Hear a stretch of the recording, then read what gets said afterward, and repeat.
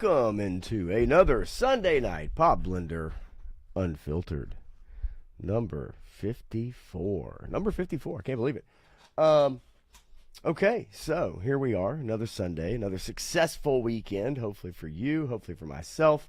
Successful in different ways, right? How do we measure success? As long as you're still breathing, I'd say that's success, right? But anyway, so yeah, we're here again. Good to see you guys. Had fun doing the stream, the game stream. I plan to do more of those just because I love playing games, and hopefully you like watching me stumble through them because I'm not a PC gamer, so I don't use a mouse and keyboard. Only certain games do I use mouse and keyboard, and so I use controller. And when you use controller, the thumbs ain't what they used to be. How about that?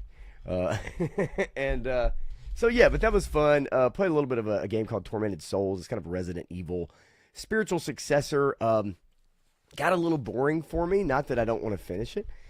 It's just for streaming. Man, I need a little more action. Little more action. So anyway, but that was fun. If you get a chance to go back and check that out. I did go back, and if any of you happen to notice the thumbnail change and the description change, I'm still a newbie with OBS, and I plan to use it more in the future. I may even use it to stream here. It's just it takes some getting used to, but it is very good compared to StreamYard, but StreamYard is definitely user-friendly. Anyway, so good to see you guys. I would be remiss if I did not introduce the lovely, the talented, the one and only Otis McDonald and the band. Oh, yeah. Get it, Otis. Let's see. Let's hear that drop. Let's hear that drop. Here we go.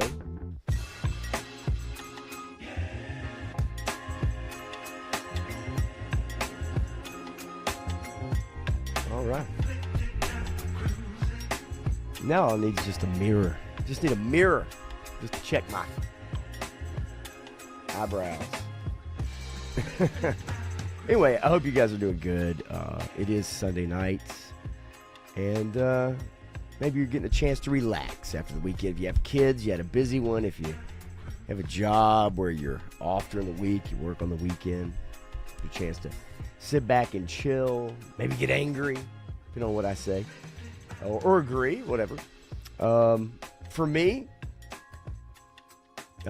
busy weekend, Thursday night, senior night. Senior night for my son. He is a senior in high school. That's a scary thought. He is in the marching band, as I have referenced, and it was senior night, so I had to be on the field before the game to be introduced as his parent. I was there with his mother, who I'm not with anymore. Not really weird. Not weird. For some of you out there, I would hope that you have a good relationship with your ex or maybe the mother of your son. If you don't, I hate that because I really, really do. But it's not weird for us. We joke around, cut up, and her boyfriend was there. She's been with him for a few years, so he was there as well, but he wasn't on the field with us. But yeah, so we had senior night, took a bunch of photos of the band, and then Saturday was the final band competition for my son of his high school career, and yeah, between those two things, I took with my good camera probably about 600 photos. And I give the links to the kids, and they can share it with their parents and everybody, and they've actually really enjoyed it. So it's been a lot of fun doing that. I wish I'd have done that the last 4 years instead of the last year, but hindsight is 2020, as we all have. Let me go ahead and welcome a few people in. Cages Customs is here. What's up, Cages? Man, good videos. I get sent some good stuff. Some good stuff. Checkpoint Bravo. Turk? I can't. we're gonna do a walk. We should do a walkthrough of how to go in and change your YouTube handle. I assume they're gonna go back and change this. Maybe not. I would hope that they would, but the way that we get shown on screen has changed, and it's really throwing me off. But Turk, it is. Stanley Eberhard is here, and Stanley always working hard, wearing his Joe Fest t-shirt at the contests and such. Dreadnought K6 is here. I did not delete your comment. If you're looking at it on YouTube, it's probably YouTube. But I did not do any deleting at all. I don't do any deleting, actually, at all. Let's see. Does the blonde dude have two left arms holding mic and flex pose? Yes. The thumbnail is really funny. Here, I'm going to...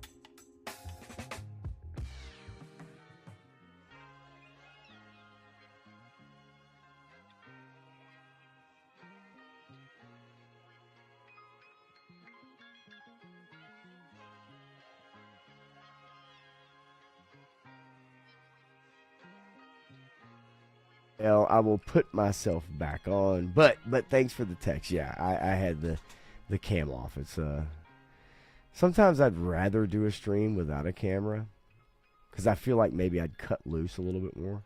You don't feel like you're being watched, right? Don't hurt him, Otis. I heard that. Take me to the bridge. Let's see here. I don't want to miss anybody. And there's a few of us. Few of us might slide in, slide out.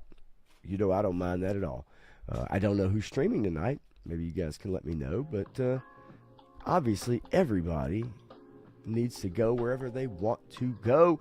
Cooking with Eric, the one and only lovely, talented, magical, and mysterious Eric Thurman is in the house. What's up, buddy? Good to see you, man. Let's see. Turk says, I had a husband-in-law one time. He wasn't no bad guy. Had a lot of fun with him. That's possible, right? Your ex-wife's new husband. That is possible. People are people. It's amazing what happens when you get older. And, you know, in the moment when you break up or the first year or two, you have kids, they start dating somebody. Good choice, bad choice, whatever. It's a pill you got to swallow, right? It's a pill that you kind of got to eventually get over, or whether you don't care at all, or whether you really care a lot. If you're still in love, if you're still, you know, it's all over the map. But as you get older, you learn that, like, hey, man, I don't know this dude. He doesn't know me. And that guy is getting his information from someone who has one side of the story. He'll never get my side of the story. However, if I meet this person and I have many interactions with him, I know myself. I know how I act around other people. Chances are he probably will be like, yeah, guy seems all right. Whatever happened 20 years ago, or whatever. That's how I look at it. Retrospectively, I look at it the same thing as with my dad, when I harbored a lot of feelings about my dad for a long time based off of his relationship with my mother and growing up and stuff like that. And then one day I just realized, like, my dad was like a 30-something-year-old guy who was in a relationship with 2 kids, and he handled something that it happened. And I had to understand that my dad was a dude just like me, right? So it's weird, these interactions we have, and especially if you have kids or whatever, you have an ex-wife or an ex whatever. But as you get older, you learn to realize, you learn that, like, life just happens, right? And just because something happened between you and somebody else doesn't necessarily shade what you think about somebody they're with or whatever, right? It's interesting. Without going too deep in it, but it is interesting. Life throws you these curveballs, and you learn how to handle them, or you don't. And so, yeah, having a child and with someone that I'm not with anymore, there's been different guys throughout the years, and you just kind of learn how to work with that. And as Turk said, you know, had an ex with a new husband, and had to kind of learn that, and found out, hey, you know what, this guy's all right. Joe Fan 84 says my ex just broke up with her husband. Well, I wouldn't call that a breakup. I'd call that a divorce. That's what I'd call that. Or what a lot of people like to call is like a temporary separation, right? Yeah, we're gonna get back together. He's staying in a hotel right now. I still have the house and the cars and everything. He had to go rent a car. Turk says, yeah, old Kurt finally got smart and left my ex-wife too. And you guys still husbands-in-law. He ain't no bad guy. That's good. That's good. I haven't mentioned Disney yet. Damn, he hasn't even mentioned Disney yet, and they got him. Did they got me with the cam? I don't know. Explain to me. No disrespect, obviously, but you know how you talk, and then you get behind. So I need to catch up, right? Joe Fan 84 says this guy wasn't bad either. Started He-Man Hate Her Name Club. Fucking A. Slop Blender. Well, if I was drunk, Dreadnought, it would be Slop Blender. But you know, I put some slop on here, right? Did I get kicked off? Am I off? I mean, other than my cam, did I get kicked off? I hope not.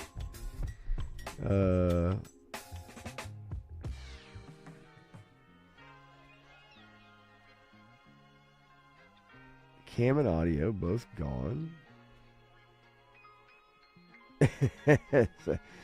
Let's see. Congrats. Okay, can you guys hear me? Let me know. Let me know. Can you hear me? I guess I need to bring up YouTube. I don't know. Did I get kicked off? Did the stream end? That's what I need to know. Because it says end stream right here. There's no. I got nothing. Okay, comments. You are good. Okay. Yeah, I don't know. You can't hear me? Damn it. Okay, hang on a second. Let's go. I'm not pranking you guys.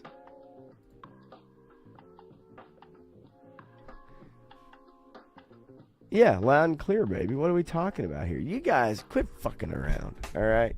Quit fucking around. I just checked into YouTube's. Yeah, you guys, look. I got the cheapo camera. I got the good mic. Had to turn me up. What the F is going on here, folks? All right, I'll turn my mic up. I got power. I got everything.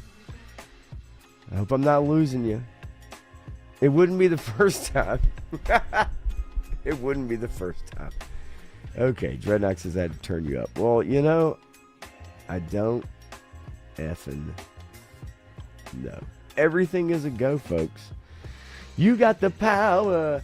You got the touch. All right. Yeah, everything's sounding fine with me. Mic volume's up. Good. Okay, anyway, all right, let's get into it. And I assume 3-Star will text me and say, hey, man, you are gone. Okay, I am wearing my Steelers jersey today. I'm wearing my Steelers jersey today because Steelers beat the fucking Colts today. I've not seen one in the Berg, Clint. Good to see you, buddy. I've not seen one in the Berg. I would love to go. I have told a story about two different people who completely miscommunicated what it means to take me to a game. I'll be glad to tell that story again. But I had one couple who... let me tell you, Dreadnought, Daniel Jones was, until today, one of the front runners for the MVP. At least odds-wise, probably in the top 5, top 4. But, yeah, been playing amazingly. So, I had a couple that was from Pittsburgh who lived in town. This guy was a chef at a 5-star restaurant. He actually moved to Palm Springs to get a very, very high 6-figure job, to be the executive chef at the country club. And but while he was here, he was here with his wife, and they talked about me they wanted to take me to a game.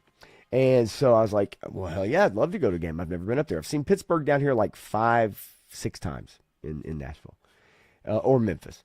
And they said, man, we want to take you to the game, man. You'd love it. You'd love it. Every time we go, we get great seats, man. You're going to have a great time. So I'm like, okay, fine.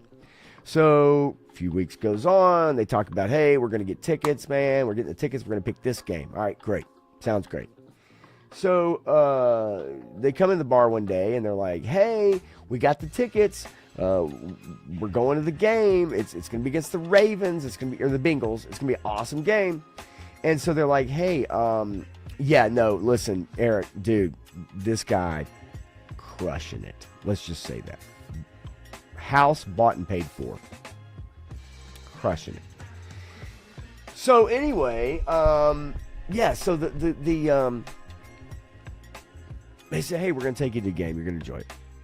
Do you want to bring somebody? I'm like, well, I don't know. I guess I could, but we'll see.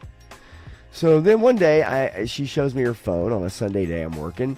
She shows me her phone. She's like, hey, we got the tickets. Here they are. We're going to show you where the seats are. And I'm like, damn. And she's like, yeah, the seats are on the 45-yard line. We don't spare any expense. We love going. We're gonna have a great time. And I'm like, cool. And she goes, hey, so listen, did you want to travel with us, or are you gonna just meet us at the game? And I'm like, because before I'm like, hey, let me know what I need to pay for, what I need to throw in on, right? Do I need to pay for gas? Do I need to pay for the hotel? Do I need to pay whatever? They said, no, we're gonna stay with family. Oh, great. So then she shows me her phone. And she's like, this is the game. Do you want to bring somebody? And I'm like, nah, I said, okay, well, we're sitting, this is her words, we're sitting on the 45, but we didn't know if you wanted to sit with us, so we just got the 2 tickets. And I was like, okay. So what does that mean? And she's like, well, we didn't know how much you wanted to spend, so we just got our tickets. But if you want to come, you're more than welcome to join us, but we just didn't know if you wanted to sit with us. Okay, so I completely misunderstood. They said, we are going to take you to a Steelers game. We're from Pittsburgh. We're going to show you the town. We're going to show you the bars. We're going to have a great time. No, what they actually meant is they were going to a Steelers game, and if I wanted to tag along and pay for everything my own way, including the tickets, which they spent like $1,800 on 2 seats, then I could accompany them. Okay, so Clint, if I came to you and I said, Clint, I'm taking you to a Titans game. When you come down, man, I'm going to pick you up. I'm going to take you to the Titans game, man. We're going to have a great time. Would you assume I had the tickets, I was providing the way in, and I had it handled, right? Like, I would assume you would. So, no, I was completely off. I could have planned my own trip to the same game and then ran into them at the game. That's what it was like. Yeah, so the problem is, Turk, is that this was over several weeks of planning. They would come in to see me because I work every other Sunday day at my job, and I always wear my Steelers jersey during the fall and winter, and so they knew I was a huge fan. So this was over the course of several weeks we were planning this trip, and it was right around like sometime in between like Thanksgiving and Christmas or before Thanksgiving. So they had a completely different idea of what it means to, I'm taking you to a game. Now, let's go to part 2 of this story, or a story. The next person I meet is a guy named Tim. Now, Tim is a producer of music in town. He is a, not high profile, but he's a successful music person in town. And we get to talking. He's a big Steelers fan. His wife is a huge Steelers fan. He tells me all this. And he says, hey, I want to take you to a game. He said, we're going to get on the sidelines. I'm like, sidelines? I'm like, wait. How are we getting on the sidelines? He said, my wife's first cousin is Omar Khan, the general manager of the Pittsburgh Steelers. Say what? Your wife's first cousin. That'd be like me and 3-Star, and 3-Star is the GM of the Pittsburgh Steelers. Do you not think for 1 second I would text him and be like, hey, can I go to a game? Yeah, I got you, man. Come in. I'll set you up with a suite. Bring who you want to bring. I got free drinks, free beer, whatever you want. If you want to meet some players, I'll bring you down. You just hang with me. I got you. And if I'm too busy, I'll get you taken care of. Right? Like that's what that would be like in their situation. So he says, hey, I got you. You're going to meet some players. You're going to get on the sideline. We're going to watch a game from the sidelines. You're going to have a great time. I'm like, well, hell yeah. He says, I'll tell you what, next time I come, I'm going to bring my wife to prove to you. I'm going to prove to you. So the next time he shows up, just a few weeks later, this is in the summer, like two years ago. He says, he brings his wife in. Brings his wife into the bar, introduces me, really nice lady. And he says, honey, he's patting me on the shoulder. Honey, tell Brandon, like, who your cousin is. And she's like, and you can tell, she's like, it's Omar Khan, the Steelers general manager. And I'm like, hell yeah. I'm like, this is amazing. This guy's a big shot producer in town, or engineer, whatever, in Nashville, right? Does country records, shit like that. Nice guy, really nice guy. And his wife is the first cousin of the GM of the Steelers, the team that I have loved since I was like 3 years old. So he says, hey, we're going to take him to a game. We're going to go to a game. He can get us on the sidelines. Okay, weeks pass. I'm like, hey, what do you want to do? He says, well, let's set up a game next season. This is last season now. Let's set up a game next season. Let's pick the game. Let's pick a warm weather game. We're going to go to Pittsburgh. We're going to have a great time. We're going to meet some players, be on the sideline. You'll have a pass and everything. So summer goes. Next season comes up. I see him randomly because he doesn't come in all the time. I have his number. I can look it up right now. And I say, hey, Tim, I picked out a game. It's in late September. It's going to be warm. Be a great game to go to. It's against the Chargers or whoever. And I'm like, that'd be a fun game. It'd be a good game to go to. He's like, yeah. So he comes back the next week and he says, hey, man, do you think, look, they're playing the Steelers or some shit. He's like, it'd be easier if we could get here in town to see the team and meet some people, blah, blah, blah. And I'm like, okay, whatever. I don't care. But you can get me on the sidelines. If I can meet some players, sit in a suite, or watch the game on the sideline, whatever, it'd be a dream come true. I'm not asking for this. This is being offered to me. Okay, this is being offered to me. I'm not asking. I haven't been fishing. I haven't heard from the dude since. I saw him about 3 weeks ago, and he had some family in. It wasn't his wife, though. He had some family in, and it was really awkward because I know he could tell. It was like, I ran into Brandon again, and I hope he doesn't ask me about going to a Steelers game. It's like, but these people have offered this shit, right? I didn't ask. They offered. Clint, if you want to go to Pittsburgh, stay atop Mount Washington if it is your first time. I'll check it out. I've never been, right? I've never been, but I definitely like to go to a game. But yeah, I got fooled twice, and not on my own accord. I didn't ask. These people offered to. I work in a pretty affluent little neighborhood in Nashville. It just goes to show you everybody has a back door out, right? Nobody really truly commits, especially when you don't really know them, right? Joe Fan 84, I assume they had the ticket already, right, for me, and expect that curveball, right? Yep. Stanley, I agree. It was just weird. So anyway, twice I've gotten great offers, and not so much. Sitting next to Mark Cuban. From what I've heard, he is definitely an ass, and from his personal comments on social media, he seems like it. These rich suckers are good at telling fibs. Don't you say, right?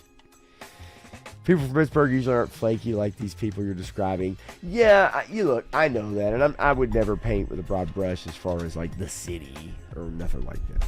But it just was a bummer. Right? It's just a super bummer. And you are right. A lot of people are just talkers. Clint, I'm sorry.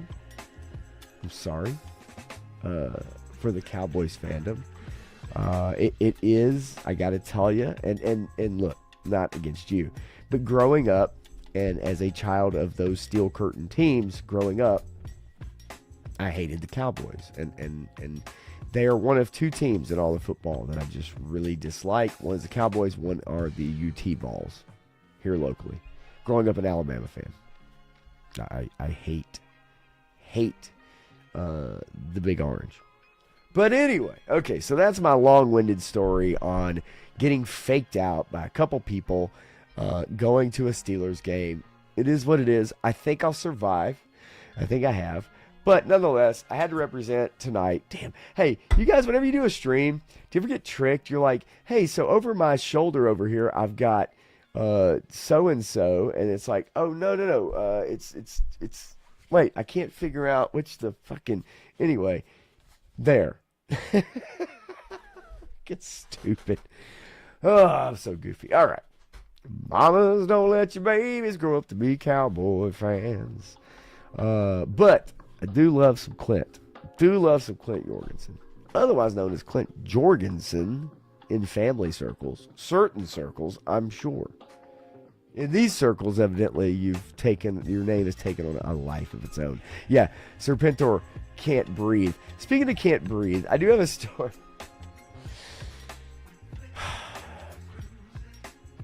I do have an interesting thing here in a bit. I hope I don't forget it. Oh, God. People, I can understand why when I show up in toy stream chats that, like, there's like 3 people or you guys that say, hey, like, hey, Pop, what's up? And the rest of the chat is like, oh, hell no, this motherfucker. Because I know that I talk about shit that people don't want to talk about. Or they don't want to watch anyway. Or they're completely on the opposite side of whatever spectrum that is. But I can tell. Not a fan of football. My son was not a fan of football until recently. And he had his best friend played on the football team. He left the band to join the football team his junior and senior year. Never got on the field. Never got on the field, mind you, until Thursday night, his last football game of his senior year. They called timeout as the home team. Our team was winning. Game was over. Victory formation. The coach called timeout to get him in the game for like two kneel downs. And it was awesome because you'd have thought he won the fucking lottery on the field. After the game ended, running around, took his helmet off. He was so excited to get on the field. It was pretty cool. But my son, this is his best friend, has taken an interest in football recently. And he started watching games with me. He started texting me during games. It's really freaking cool. He started texting me. He watched the Steelers game today. He's texting me throughout the game. He's been watching Alabama games with me or keeping up with them, texting me. It's really fun. And my son has not gave a shit about sports his whole life until right now. And I got to tell you, as a dad, as a sports fanatic, it's a dream come true. We'll see if it lasts, but it is fun. And it makes me really happy to try to explain to him the rules and the game and stuff like that. Last weekend, he asked me if I could break out a whiteboard and write down all the position numbers or positions and explain what they do. And I was like, son, like, you really want me to go buy like a whiteboard and some dry erase markers and pretend I'm Vince Lombardi? I'm like, I don't know if that's going to go well for either one of us. Dreadnought says, I'm not a fan of any pro sports anymore. The kneeled, I turned out. Yeah, look, my mom quit watching the NFL for 2 or 3 seasons. Still doesn't watch it because of the kneeling during the national anthem. So I get it. Stanley Earhart says, go Arizona Cardinals. Gonna have to do something about that quarterback, Stanley. You have to figure that out. Eric Thurman says the woke FL has sucked for years, as in the NFL. It is a different game. It is hard to watch. I agree. Many games are hard to watch. And there's a little statistic I want to give you guys before I jump into some topics. But it is an interesting statistic. And I think if you are a fan of sports or you're a fan of the NFL or football, you may find that interesting. Todd Season, the house. What's up, Todd? I thought the downfall of Western society was anime. No, I think anime is going to be able to teach us how to regain our vigor, regain our storytelling, regain what we've lost through the woke agenda, through the message, through the ideology that Hollywood and video games has adopted in the mainstream media. I think anime can teach us some lessons that we need. Sounds like Rudy. Yeah, his buddy was so happy to get on the field. And I got some great pictures of him too. It was a lot of fun. Dreadnought, I can't argue with you there. I don't know that it... Look, they're trying to get more women involved. Let's not kid ourselves. The NFL is sponsoring 7-on-7 flag football leagues. I'm sure there are hockey leagues. I'm sure there are other leagues and sports for youth that have been traditionally played by men or young men or kids, athletes, male athletes. But as we've seen, those things have been blended or the lines have been blurred, as in what is a man, for one, or what is a woman. But on top of that, these leagues think that the female dollars capture, it's all about money. Okay? It's really, truly all about money. It doesn't matter. It's all about money. Yeah, I get it, man. And Eric says I was a Niners fan for years until, trust me when I tell you, fully understand Colin Kaepernick turned off a huge fan base of people, right? Mostly it was the way my dad used to carry on at the TV during the game. All the screaming and yelling at people who can't hear nor care what you have to say. They already made their millions. Yeah, but when your dad grew up, they weren't making that kind of money. Players approach the game a little differently. But I get what you're saying, right? I totally get what you're saying. And Vic coming back in, I get that. Successfully for 3-star draw, I get that. Vic coming back into the league after being convicted. Now, I will say this, and I have been an advocate for this, okay? If you go to prison, and he went to a real prison, and you serve your time, which he did, he also tried to make amends by donating a lot of money to various charities and such. He partnered up with Tony Dungy, who by all accounts is a stand-up human being, a very faith-based human being. Michael Vick served his time. He tried to make amends monetarily and in person by speaking engagements and other things, donating his time, so to speak. Is that okay? Is that enough? You know, if we translate that to someone who is hurting humans and they do their time and they turn their life around,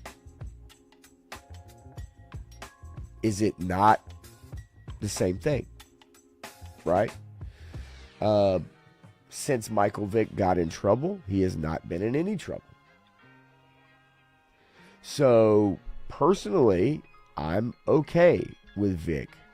I don't think you should not allow someone to work for the rest of their life if they, in fact, have gone to prison, served their time, and then tried to do everything they could outside of that after the fact to right those wrongs. Michael Vick in a nutshell.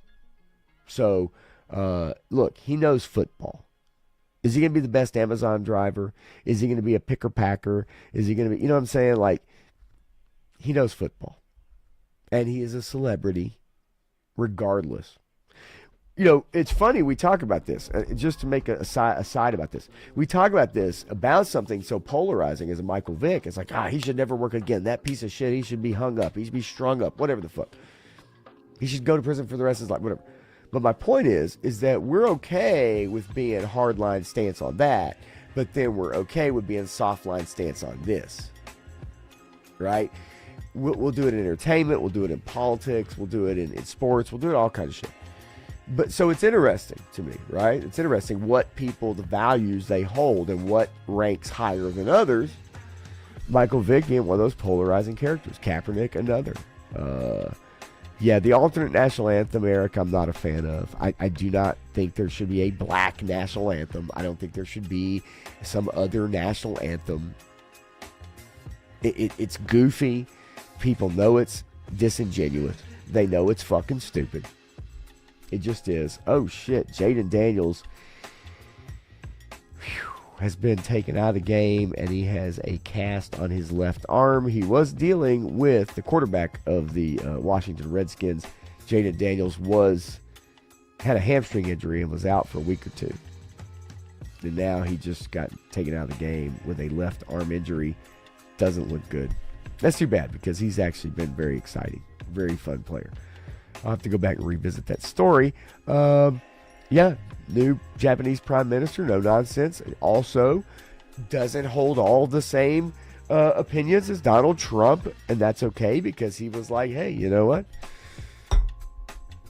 She's doing some good things. This is what I like, but she's not hook, line, and sinker with Donald Trump on every issue, and that's okay.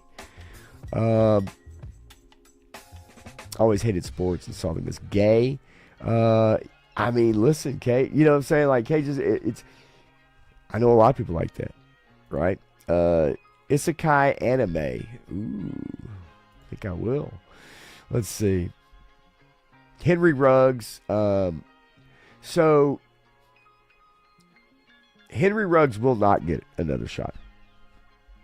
And it's because the public views that drunk driving, extreme speeding, causing accidents, killing other people on the roads, it's all in how it's viewed. I think he deserves another shot if he does his time, and is able to come out and play, but he will not. His career is over, right? Bottom line, it just is.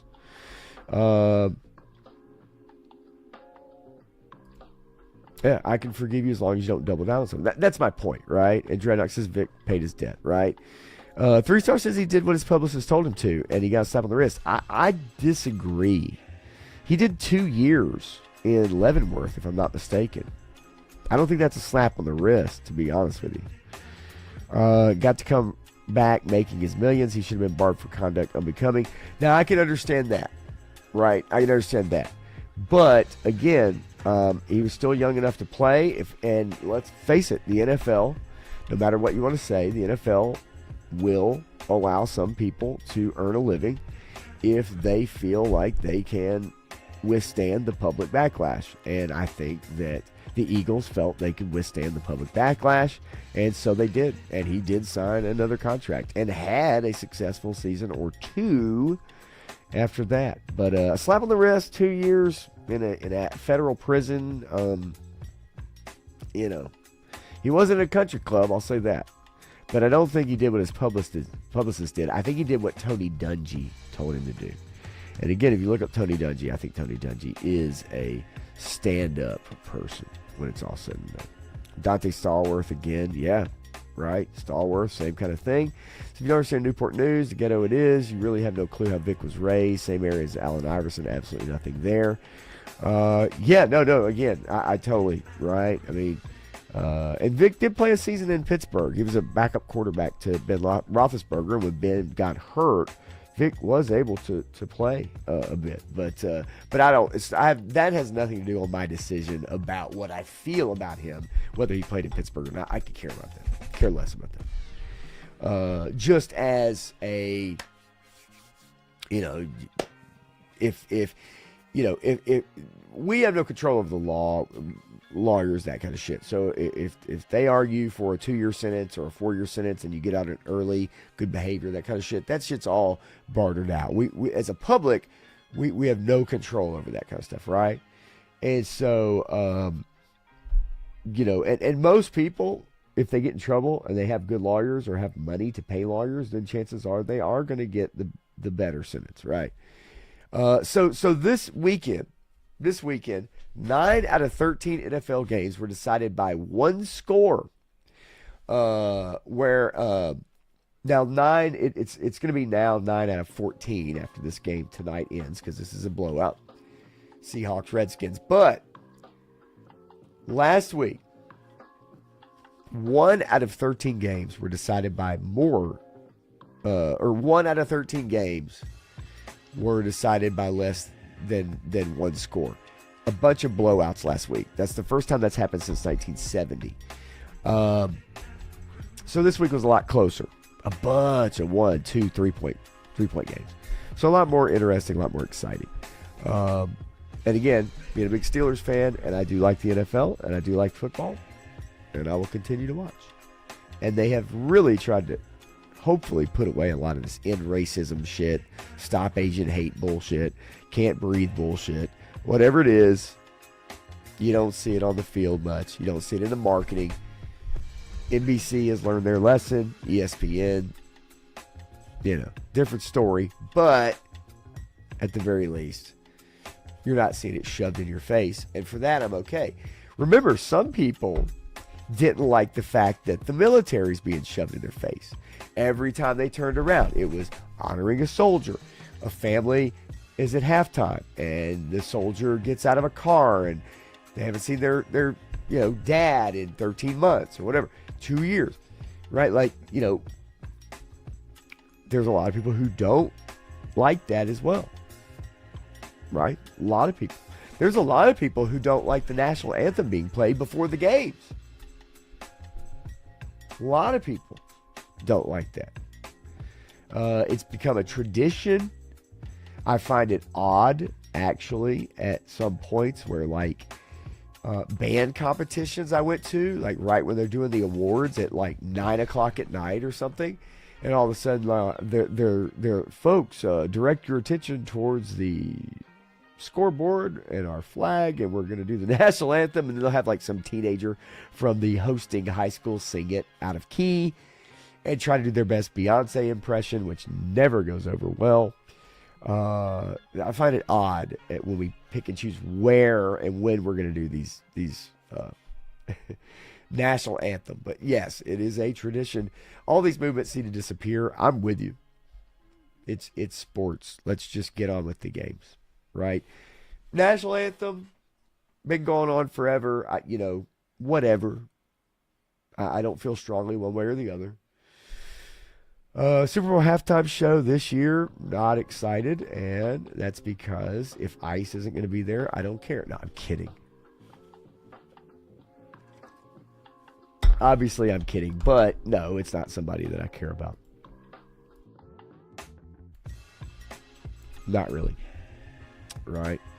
McNair in a Ravens jersey, 3-star. That was interesting for Titans fans. Right? Very interesting for Titans fans. Probably difficult. Let's just say that. But he didn't win anything, so it didn't matter. And he definitely didn't win the game of life. And for a lot of people, not a big fan of Steve McNair after the revelations. He was cheating on his wife and had a son back home and, hanging out with various girls and had a little sleeping over condo downtown Nashville where friends and everybody knew he had girls coming over and all that stuff. So, a lot of people fell off the McNair bandwagon, right? They really did. Great player, not a great human being, but it is what it is, right? And I'd say that's part and parcel with sports. Okay.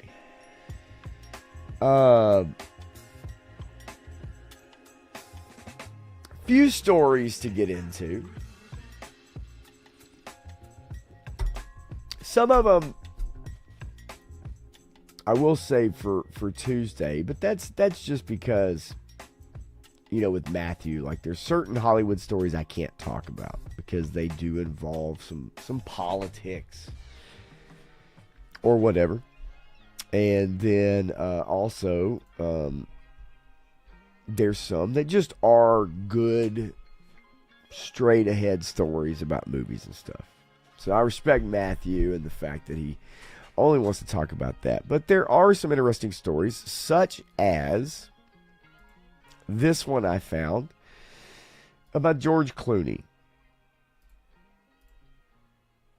George Clooney says it was a mistake replacing Joe Biden with Kamala Harris in the 2024 election. Quote, I think the mistake with it being Kamala is that she had to run against her own record. End quote. I don't know what that record was. But let's dive further, shall we? Okay. George Clooney doesn't regret the op-ed he did in 2024 urging Joe Biden to drop out of the presidential race. But he does think it was a mistake having Kamala Harris step in as the Democratic nominee. During a recent interview on CBS Sunday Morning, he was asked by Seth Doane if he would write the op-ed again. He said, yes, we had a chance. I wanted there to be, as I wrote, a primary, which technically is what normally happens. Let's battle test this quickly and get it up and going, end quote. There was no primary for the Democrats. As a matter of fact, they subverted how many years of history by inserting someone and not giving anyone a choice. a interesting decision, regardless of which way you lean politically. It was a very strange thing to do. After the debate with Trump, the panic was on. They knew they weren't going to win. And instead of trying to get other qualified candidates, they just pushed Harris, who checked some boxes. Not all boxes, because she ain't gay. She checked some boxes, right? And that was a disaster, as we saw. He says, I think the mistake with it being Kamala is she had to run against her own record. It's very hard to do if the point of running is to say, I'm not that person. It's hard to do, and so she was given a very tough task. No, I think America was given a very easy task, but a tough task if you were a Democrat. He says, I think it was a mistake, quite honestly, but we are where we are. We're going to lose. We're going to lose more House seats, so I don't know. Right? He says to not do it would be to say I'm not going to tell the truth. Talking about writing his op-ed asking Biden to step down. We've seen recently where a lot of Dems now are coming out and saying that they were lying about Biden's health. They were lying about his cognizance.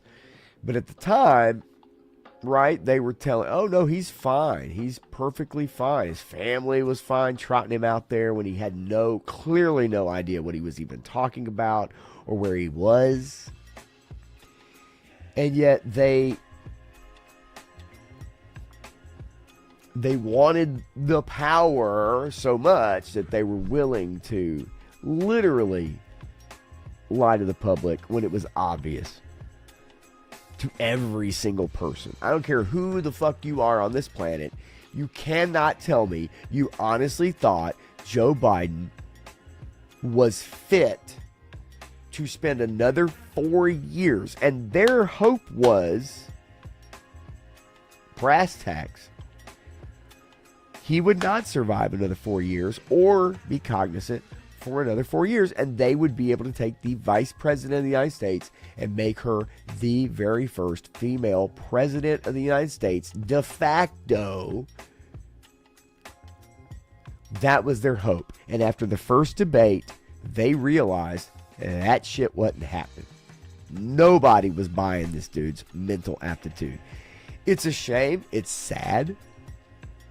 I don't want to see anyone in that state of being, but it's the truth, and we all know it. And if you lie to people telling them, no, Biden was perfectly fine, he was a great president, then you're fucking lying. I don't care whether or not you lean one way or the other. It's just, he did nothing of note. And the things he did do that were of note were very detrimental to this country. Has been proven by, quite honestly, the tens of millions of illegals that flooded into this country. And whatever you want to say about that, there's real harm done to communities, to taxpayers, when you allow those things to happen. All we need to do is look at other countries that are really struggling right now with trying to figure out how to not be the bad guy and figure out how to get these people out. In France, in Germany, in the UK, in like Norway or Sweden or like the Netherlands. It's an epidemic right now. It is a takeover. It is a global takeover that a lot of people wanted to have happen, that is an experiment that hasn't worked. It's just the truth. En masse, when you allow people to just come in and take over certain communities and cities, it's not a good idea. Especially when they have no desire to assimilate or care about the culture you have spent thousands or hundreds of years creating. It doesn't mean people don't deserve happiness or don't deserve to seek out safety. But we also know that if you and I tried to go to any other country right now and just decide we're staying, that shit don't work. It just doesn't. So, getting back to Clooney, what I find interesting when celebrities do this stuff is a lot of times they're extremely out of touch. They live in a world that is built upon money you and I can't even fathom what it would be like to have. We can't wrap our heads around everyday life in that lifestyle. And yet, these celebrities will act as if they're the most repressed, oppressed people on the planet. They'll also act as if they're speaking for you, even if you are in fact on their side. And yet,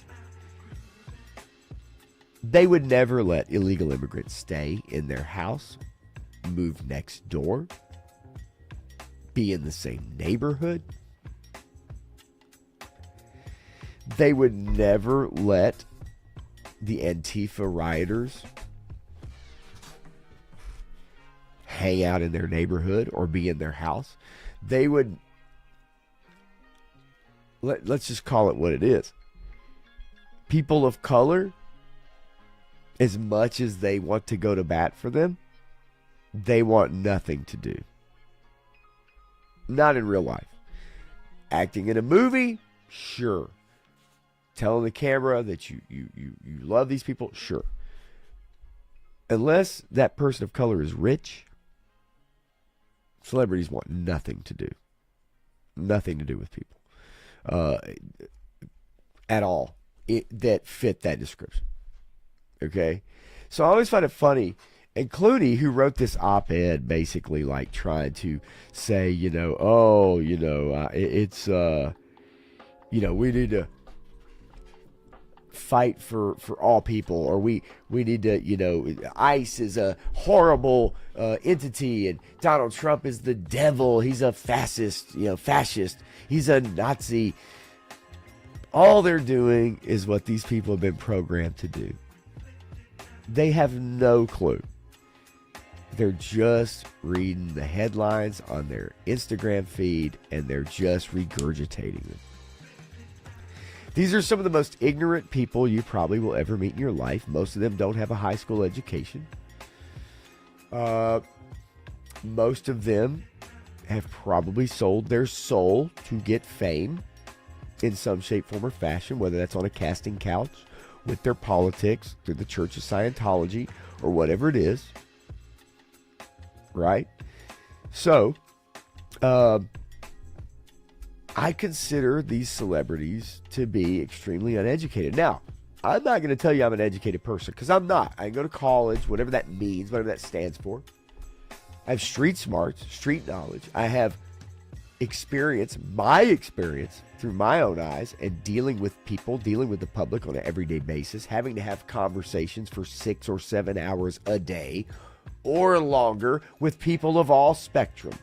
So every time I tell you guys, this is just my personal experience, it's my personal experience. I will speak with anybody, to anybody, and tell you necessarily like something I don't know personally, what I've experienced having many conversations and interactions with people of all walks of life. That's why I find it so funny, all right? Whenever I have people that are like gay or trans, for instance, or alternative lifestyle, and anytime they'll maybe claim or say something or make comments, right? I'm not just talking about a particular person, but I'm saying like maybe there's comments or whatever. The thing of it is like I have known so many different kinds of people in my life, especially when I was younger, that even if I said it, like they wouldn't believe me. But I have no reason to lie about that, right? Like most people wouldn't want to even talk about that. Most people want to tell people they've been in drag shows or hung out with queer people or fucking trans people or transvestites or guys that dress up as women. They're not trying to live like that lifestyle at work. They do it on their off time. I mean, just all kinds of people. Most people would not tell you they've done that personally. I don't give a shit. I'll tell you. I have no filter. I don't give a fuck. I'm an open book. It really doesn't matter to me. So, I'm not going to lie to you. And my point is that when I maybe see this stuff, we talk about this stuff, and it's like, I believe these people, they lie. It's their job to lie. Clooney writing an op-ed to ask Biden to drop out and then promote Kamala Harris. And then it's so funny, the hindsight now looking back. Oh, well, you know what? Maybe it wasn't the right. Did he not know that in the moment? Because everybody else did. Not only was she not qualified, she circumvented the whole entire fucking system that's designed for people to have a fair choice to who they want to represent them as the next president of the United States, or at least be in the election race. They circumvented that. They anointed her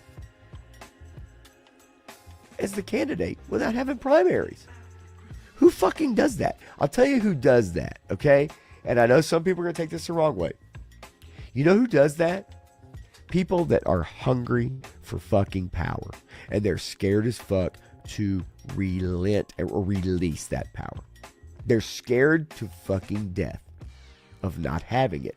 And we've seen, after this most recent election, the lengths they will go to get it back.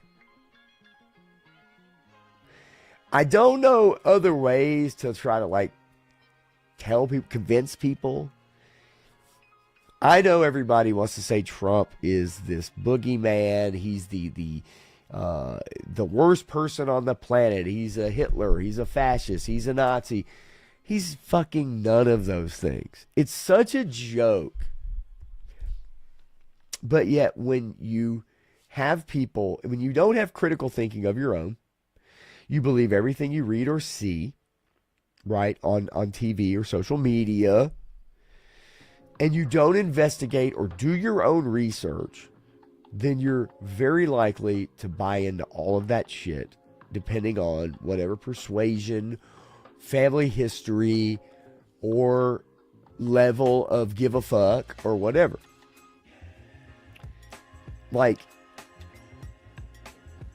Not a fan of all politicians, not a big fan of any politicians. However,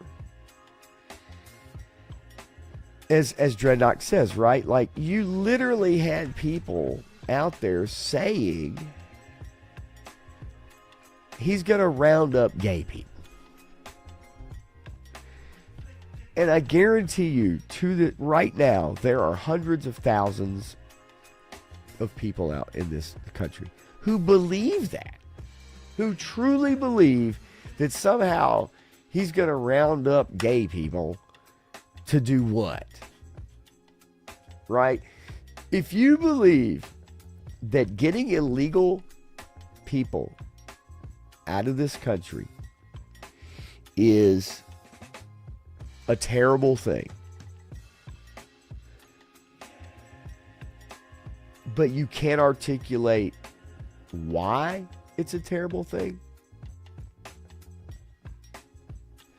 then that tells me you don't think for yourself. So, my sister and her best friend can't talk about politics at all because they're diametrically opposed and there's no common ground. And I want to give you some of the phrases that her friend uses when they have discussed politics. Donald Trump's a racist. He hates immigrants. He hates Latin people. He's a fascist dictator. Last time I checked, he was elected, got the popular vote in Electoral College. He won swing states that people didn't think he would win. I don't know what information anybody has to say that he hates Latin people or immigrants. He is married to someone, by the way, who is not a white person. uh, who wasn't born here. He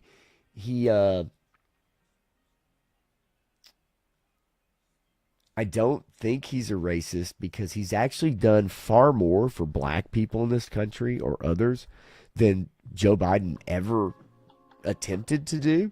Do you guys remember when after he got elected in 2016? And look, I'm not saying it's not a publicity stunt. I'm not saying that there's certain things about it, but I got to tell you. Do you remember when he was going around with Kim Kardashian and revisiting people who had been thrown in jail, in prison for decades or years or whatever? They were wrongly imprisoned, people who actually had the evidence to get them out, and yet these local courts and local judges and local sheriffs and people were against that for their own biases. And he got a lot of people out of jail, and a lot of it revolved around helping people of color, black people in this country. Now, I'll tell you, people will say, oh, he's a racist because, what, he wants fucking people to go to work and earn a fucking living and pay their own way instead of sucking off the government tit? If that's a racist, then I guess that's me too. Like, I don't know where, I don't understand where people just feel like they're able-bodied and yet they decide they're not going to fucking work. I don't want to fucking work. I don't like work. I wish I could come downstairs and do this shit every fucking day. And if I actually put more effort into it, maybe I could. But my point is that if you have, there are handicapped people. There's people missing fucking limbs out there fucking working. And you gonna tell me somebody in their teens, 20s, 30s, 40s, 50s can't go get a fucking job? Because you know who supports them, right? It's you and it's me. Because people say, well, the government supports them. Well, who supports the fucking government? Who pays for these programs? We do. Money don't come out of thin fucking air. So our taxes pay for this shit. So again, getting back to immigrants, getting back to facts, when somebody says, oh, Donald Trump, he's a racist, he hates immigrants. No, he's trying to help you. He's trying to help me. He's trying to put America first. I don't know anybody that doesn't want to put America first. And if you don't want to put America first, okay, we're not talking about after World War I, when the Germans were so downtrodden and beaten the fuck down that they cling to nationalism to such a degree that they were willing to gas Jews and go along with it and turn their fucking neighbors in to the fucking Gestapo. Okay? We're not talking about that here. People will try to tell you that's what it's like. They're trying to equate that shit. They're trying to fucking, you know what I'm saying? Like, that's what they're trying to. That is not what's fucking happening. Okay?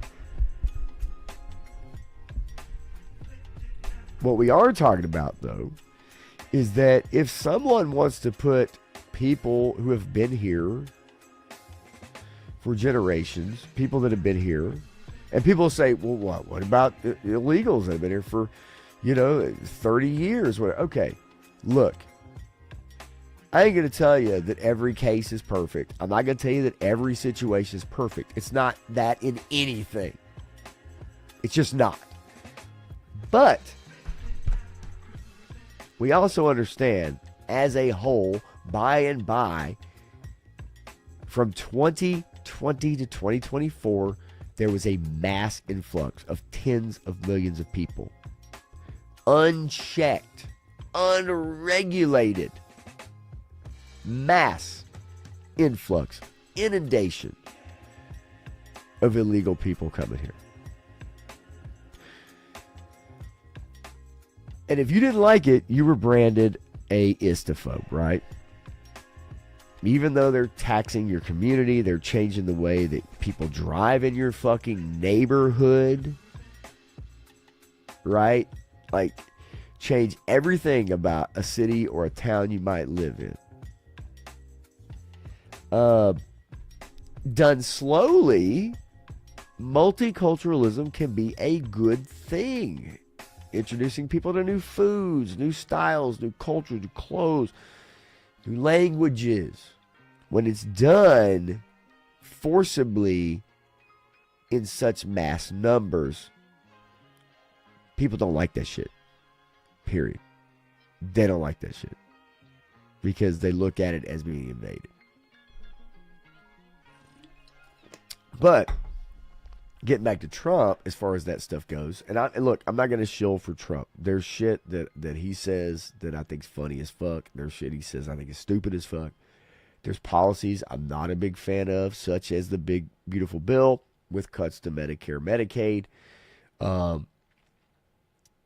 But at the same token, not a big fan of shutting down the government because you don't like something, like taking your ball and going home, which is what the Democrats have been doing. They'll disguise it as cuts that they're going to tell the public it's cuts to Medicare, Medicaid. But we know what it's all about, and it's about power. They don't have it, and they're trying to wield this in a way. Look, we saw the damage to pop culture in the last 10 or 15 years due to people telling you who and who you couldn't like, who and who you couldn't read, what you could and couldn't watch, what you could and couldn't say, what you could and couldn't do. People getting canceled. Girls getting canceled for getting their hair braided because braids are black people's thing for some reason. That's how ridiculous we're talking about. So, so fascist, no. Dictator, no. Elected by the popular vote in Electoral College, yes. Nationalism, sure. Why do I want to put another country first? Why would I want to do that? I want my country to come first. I don't want your country to come first. Why the fuck would I want that? Not that I don't have friends in other countries, but hey, you know what? You work on yours, right? Work on yours. Joe Fan 84, yeah, immediately start calling you names, cussing, screaming at your face. You know, look, in public, in the settings I'm in, not so much. We've all seen the videos, right? We've seen the extremes on both sides of the spectrum. I will tell you, and you guys can look it up for yourself. You don't need me to do it. The reactions between two sides have never been more different than ever before. And it is truly scary to watch people who try to deal with people.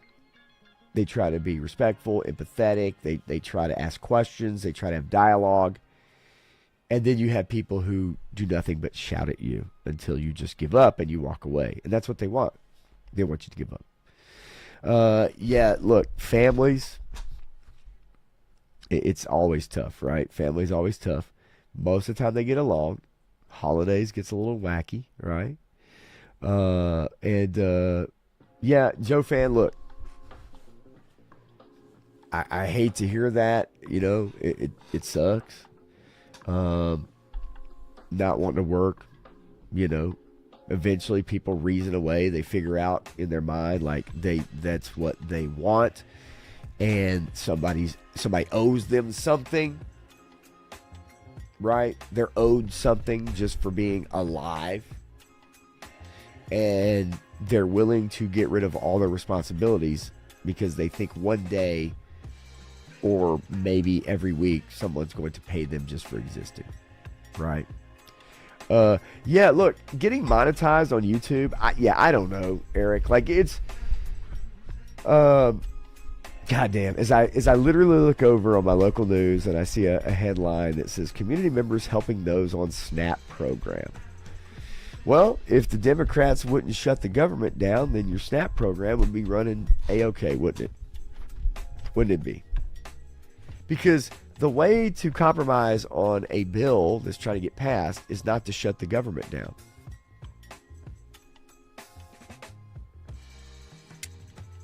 That's how petty.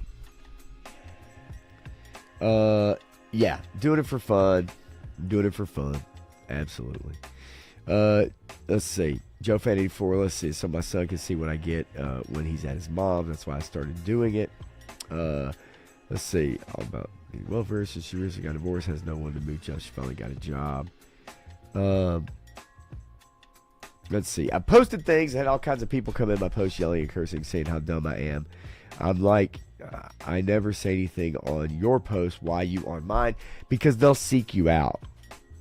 Now, I'm not saying I don't comment on other people's posts. I've lost, I say lost friends. I don't consider them friends. But I have had people that just were like, you know, I can't deal with you. Right?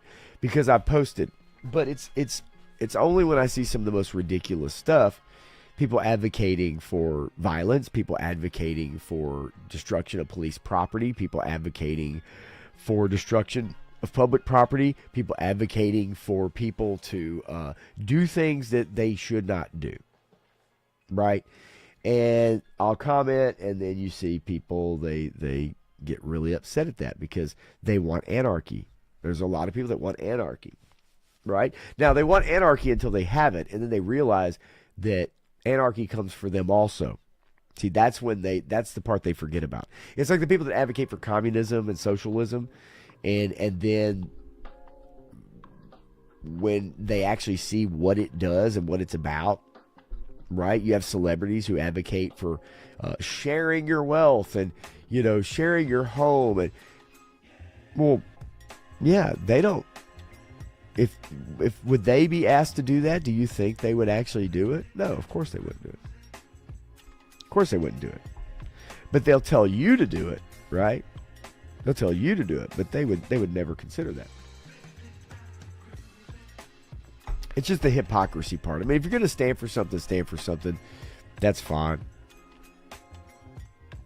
I just think when you are of privilege or you have a lot of money, and yet you're telling the regular people out there who will never earn a fraction of what you've earned in 1 year in their entire lifetime to open up their homes and their hearts to do something, but yet you yourself would never do that. I think that's where the disconnect, right?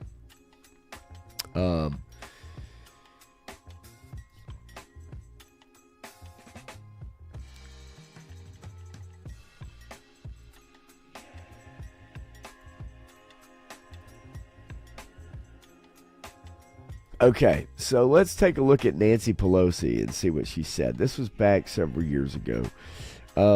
Just to give you an idea. Let's just see what she has to say about government shutdowns. All right, let's see what she has to say about government shutdowns. Shutting down the government is one bad thing. You shut it down, you open it up again. Not lifting the debt limit is unleashing a torrent, a river of no return. It is beyond cataclysmic. As if a government shutdown wasn't bad enough for the American people, the Republicans actually, I don't even like to use the word Republicans because this is a name that has been hijacked by a segment of the Republican Party, the Tea Party element in the Congress. Republicans are determined to hold the full faith and credit of the United States of America hostage to their radical agenda. Wow. Okay. So her own words. Okay. This is back in like, what, 2008, something like that. Her own words. Government shutdown bad. The party has been hijacked with people, right, who have their own agenda. And yet, and yet,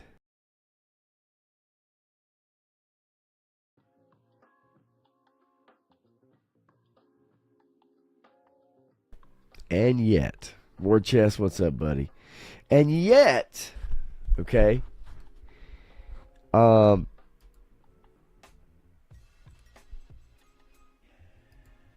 she is advocating for a shutdown, a government shutdown.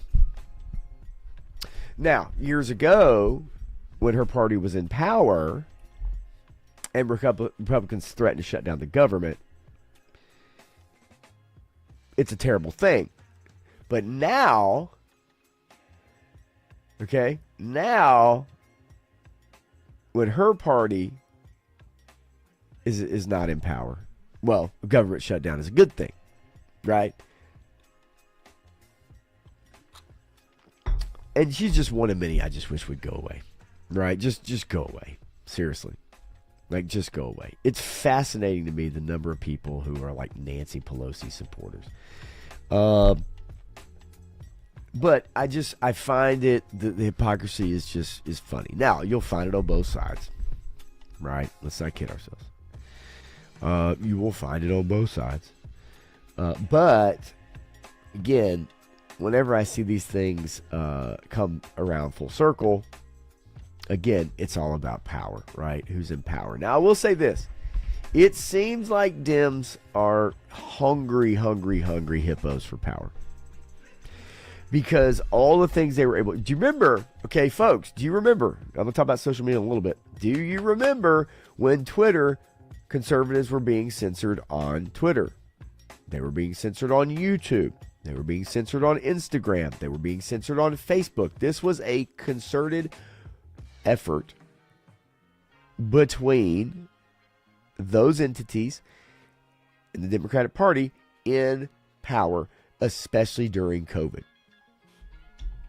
People getting deplatformed, people having their accounts taken away, right? People who have not come back since, right? Who have not had their accounts unbanned.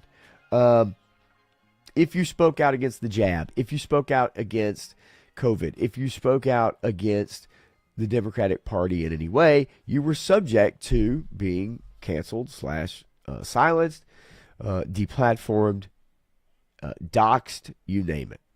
And that's just the fucking truth. Since then, what have we seen? We've seen more people feel more emboldened to speak about how they feel, talk about shit that they couldn't talk about 4 years ago. You know.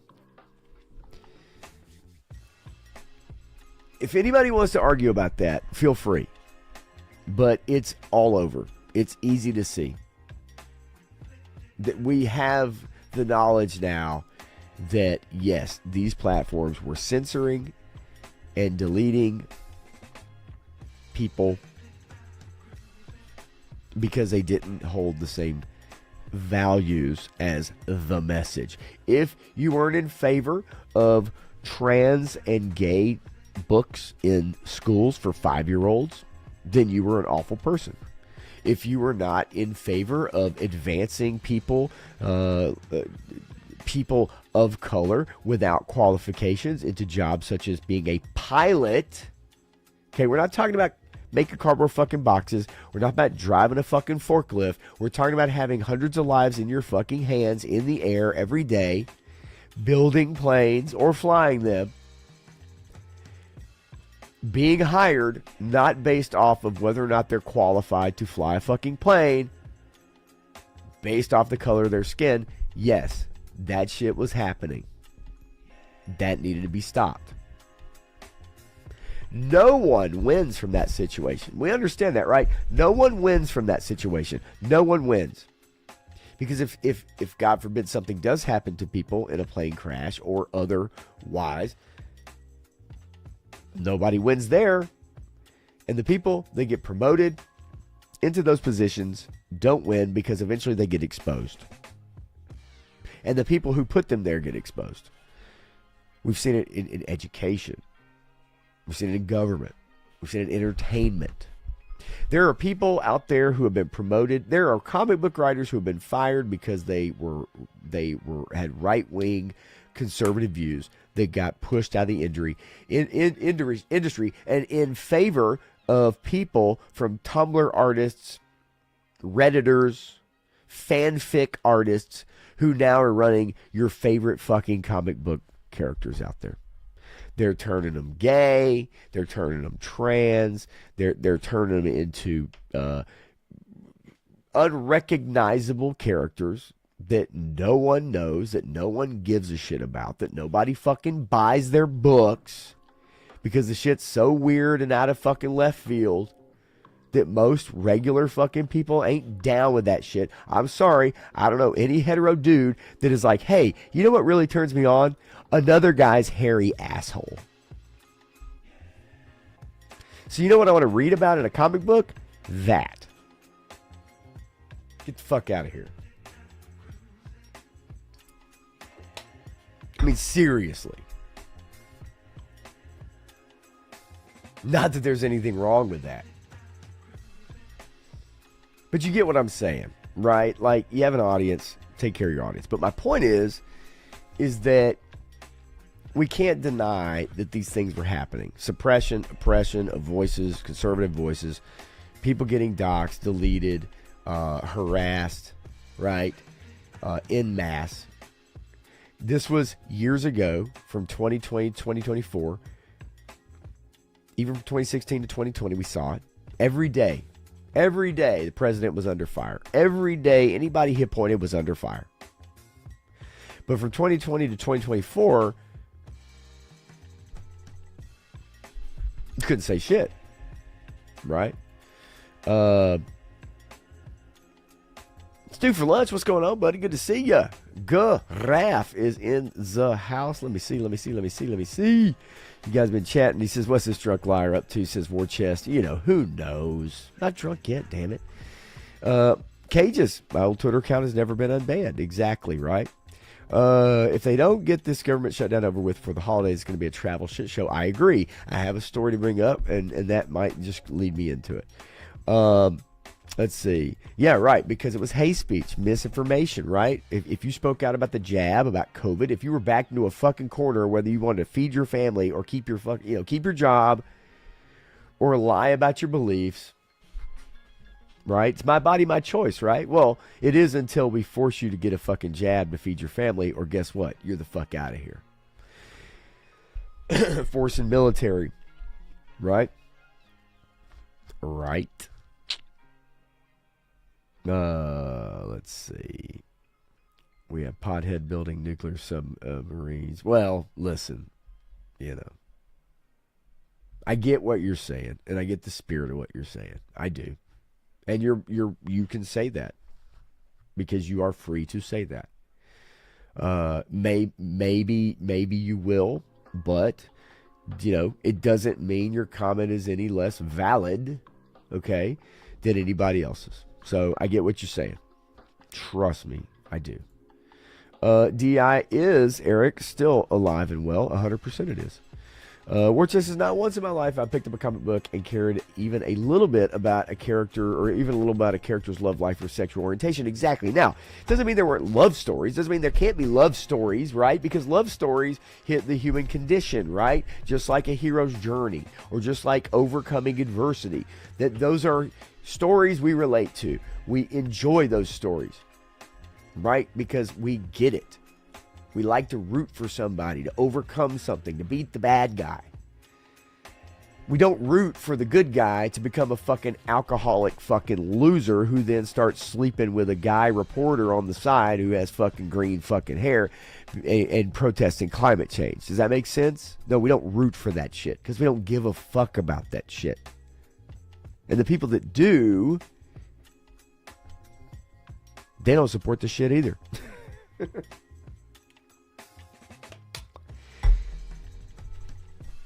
They don't go to the movies. They don't buy the books. They don't play the video games. They don't give a fuck.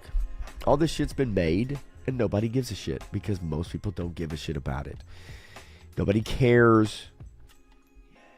Now, do people care if Lois Lane and Superman get together? Yes, they do. But that has been baked in over decades of years.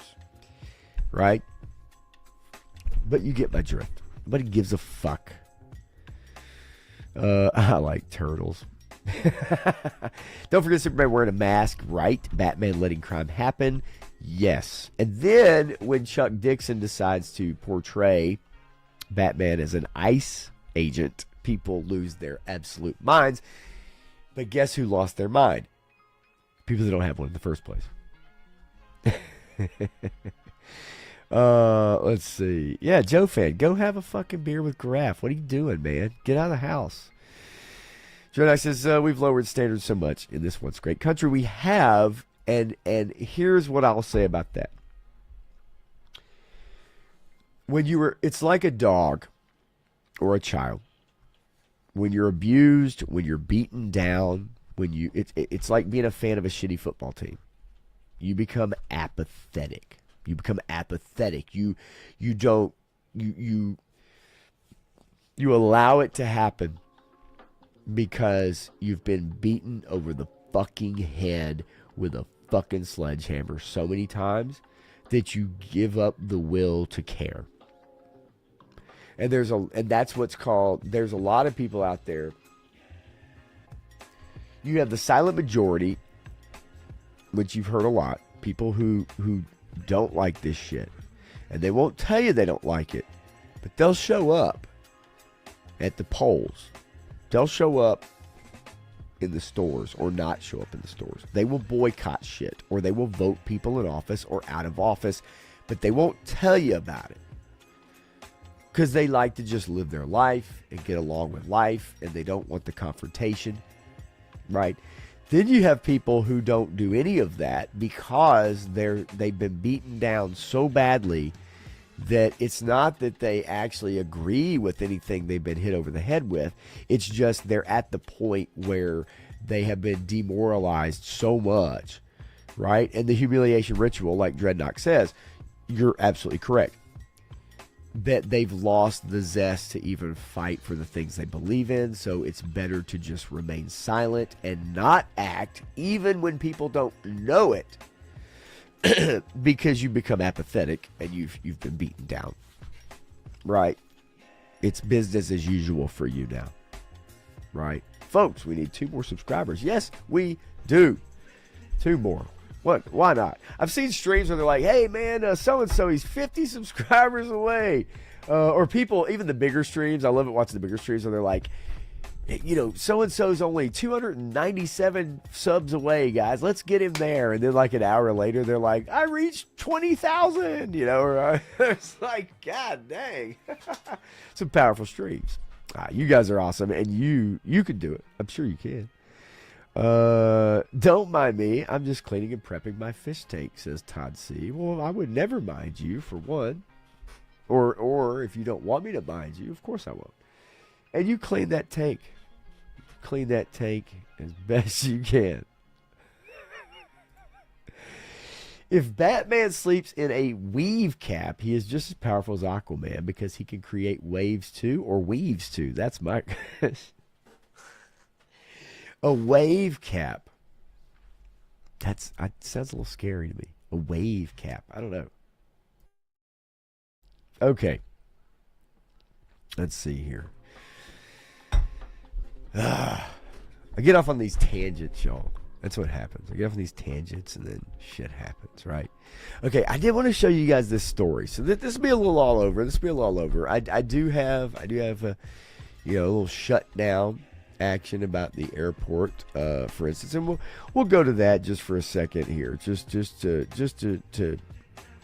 share with you guys. We'll cover this ground a little bit. I'm not going to go over a million topics tonight because I feel like it's better just to talk about a very few spirited than to just cover a ton of ground, right? Yes, dad joke. I get it. Okay. Staff shortages from government shutdown cause delays at U.S. airports. Well, we've known that for a while since this government shutdown. Yeah, F the BBC. Trust me, Matthew. Trust me. Don't I know it?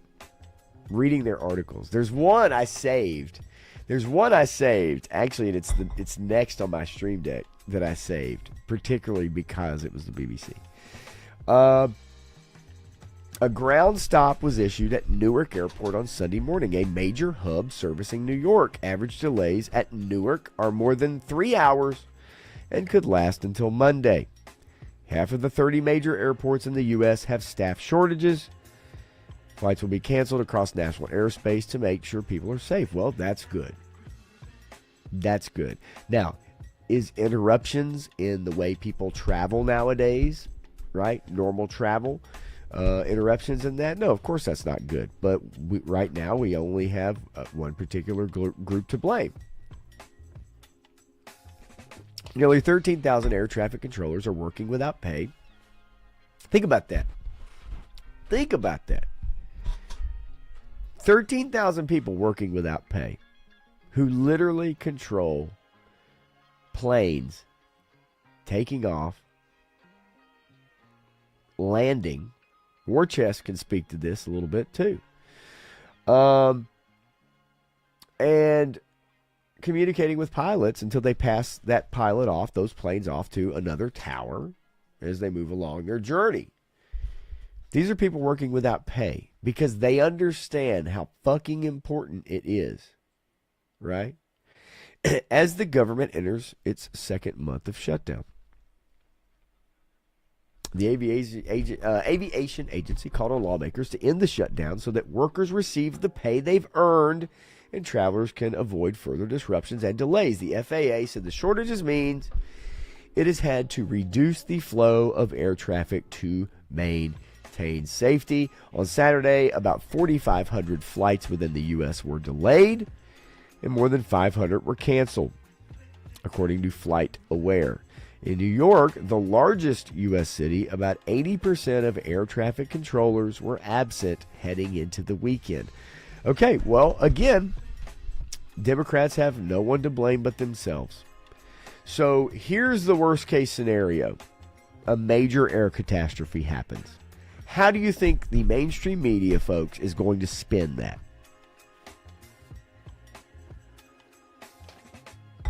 How do you think the mainstream media is going to spin a air catastrophe in this country, considering 500 were canceled, 4,500 flights were delayed, and 80% of air traffic controllers were absent heading into the weekend? How do you think mainstream media is going to spin that story? Do I need a few more whiskeys before I talk politics just to get the ball rolling? Maybe. I definitely wouldn't be as articulate. Although, I can definitely pretend to be articulate when I'm drunk. Made a living out of doing it. I'm kidding. I don't drink when I'm at work. There is a level of risk that gets injected in the system when we have a controller that's doing two jobs instead of one. Yeah, hello. That makes sense. They don't make a lot of money. I don't know what the average pay for an air traffic controller is. Let's look it up, shall we? Average pay for air traffic controller is, survey says, okay,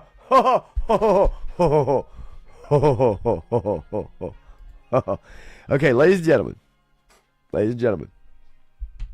I want to give you the BBC. Okay, the BBC. They're talking about the Transportation Secretary, Duffy. Okay, and this is what Transportation Secretary Duffy has to say. He says they don't make a lot of money, so they may be the only person in the building that's bringing money into the household. Well, let me tell you something. After he says they have to make a decision, do I go to work and not get a paycheck and not put food on the table, or do I drive for Uber or DoorDash or wait tables? Ladies and gentlemen, this is propaganda at its fucking finest, because guess what I'm about to share with you?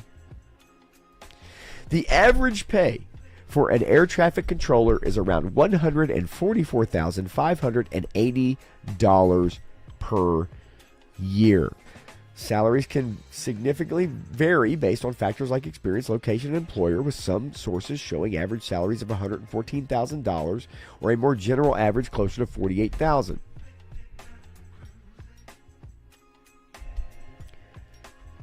The average pay per the U.S. Bureau of Labor Statistics is $144,000. Can you put food on the fucking table for $144,000? I don't know. Maybe you could. Now, look, no matter how much money people make, you always live outside your means. It's basically the law of average, right? If you make $144,000, chances are you can't go more than a couple weeks without missing a paycheck. That's just the God's honest truth in this country right now. However, you cannot tell me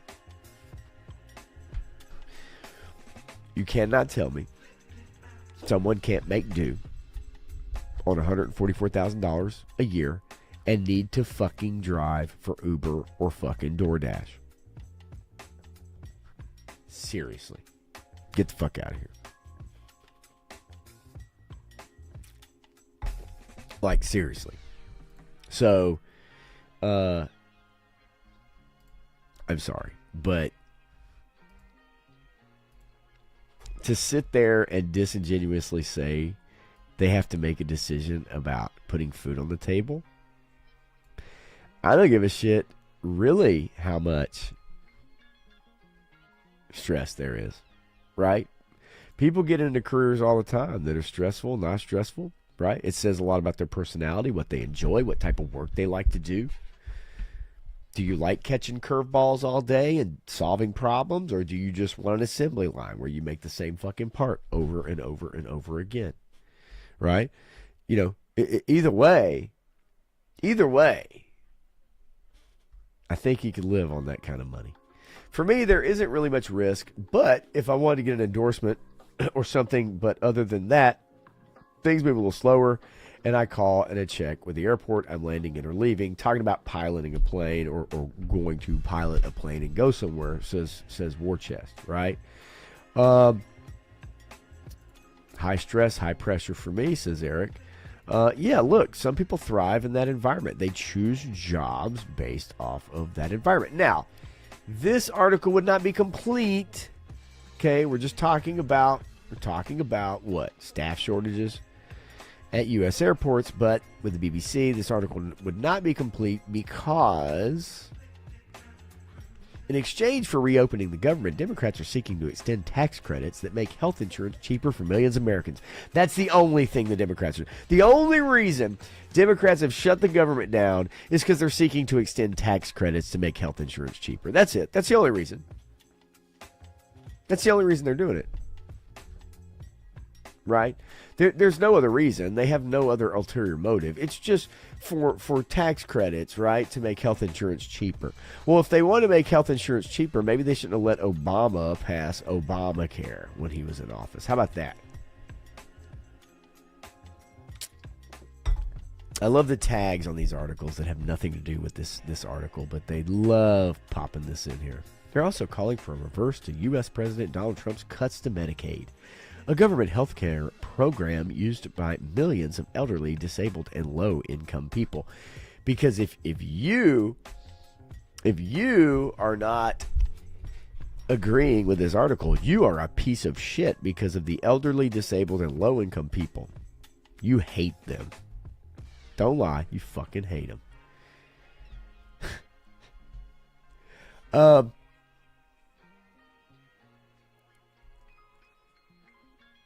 It's truly amazing if you look into the various articles and who you want to get your news from, okay, and what you believe off of that, right? So I found a key thing here. Let's see here really quickly. Let's see. Q was one, and once his daughter Jessica Jones passed away, he was so distraught he allowed a plane crash. I saw that Crystal Blue documentary with Malcolm's dad and learned that. Interesting. Okay.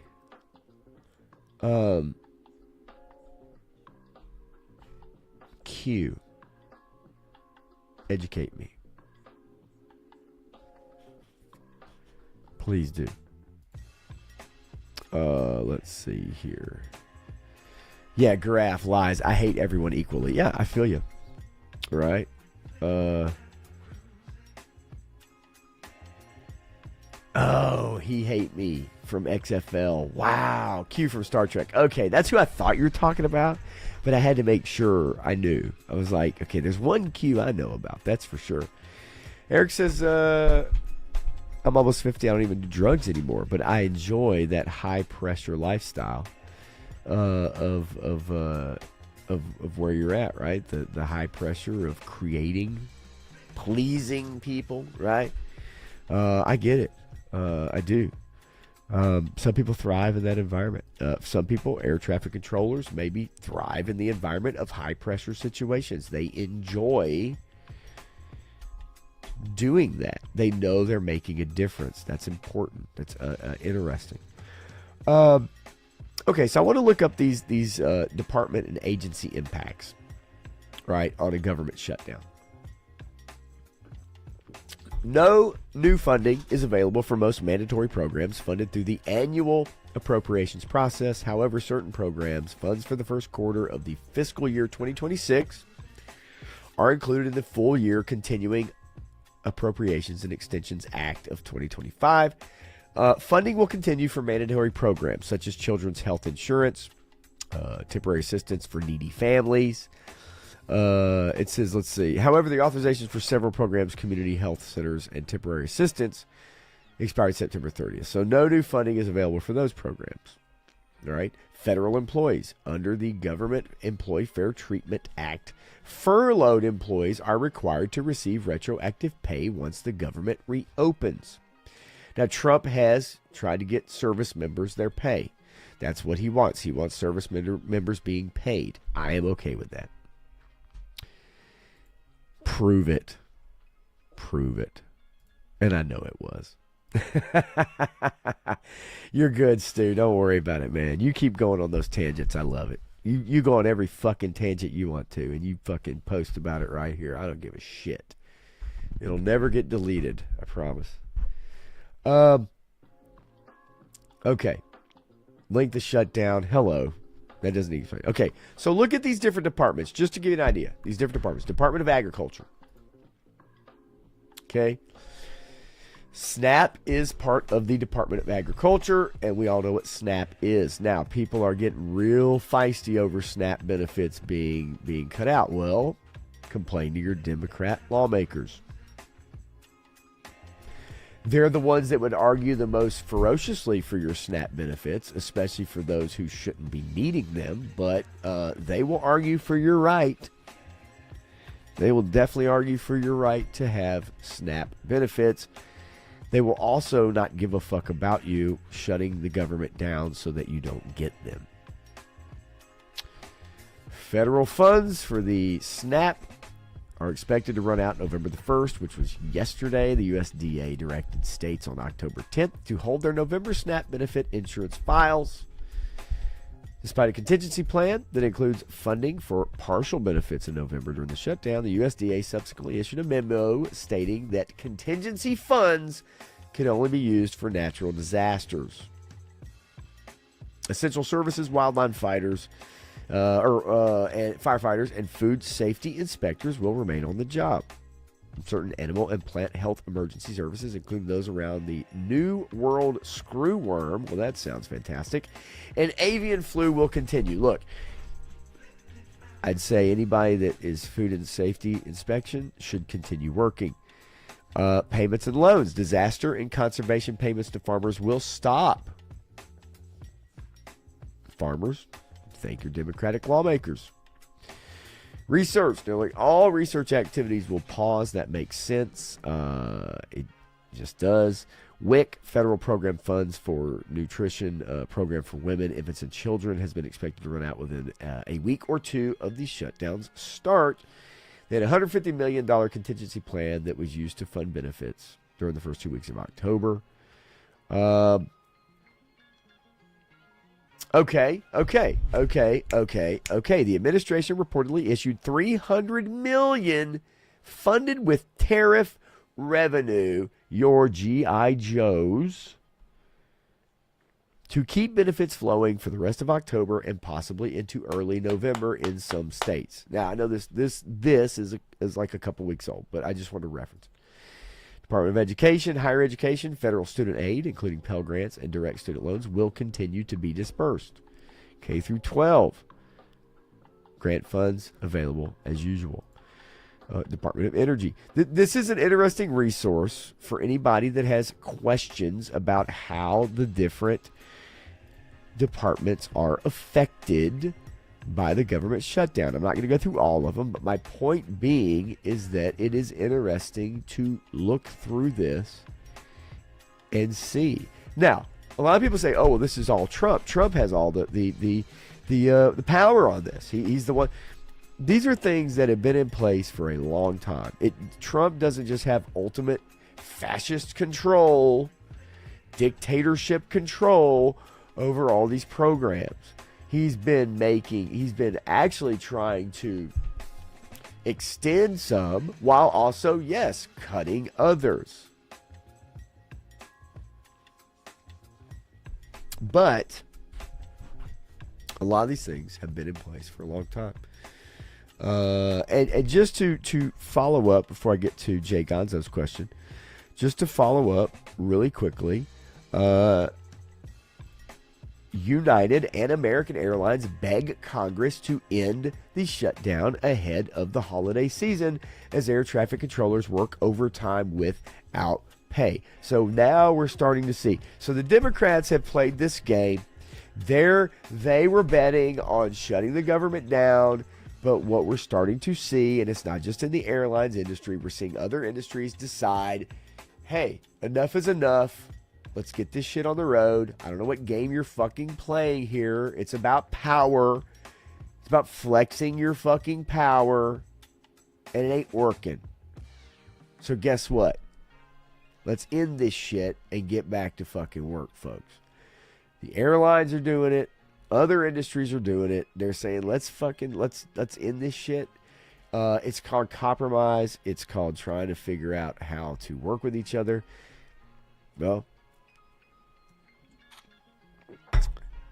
so far we've seen one side does not give a shit. Let's see here. I hope this shutdown is over soon. I have 2 huge projects to get done before the weather goes to shit. They're both government employees and have me on hold, and that sucks because not only does it affect government employees, it affects other fucking people. See, this is a whole trickle-down effect about a lot of this shit that people forget about. It's not just a matter of like those people that only get represented or talked about in the news and in mainstream news, and they're telling you, oh, this is this. No, there's other people such as that. People that are trying to pay for shit, whether that's personal, right?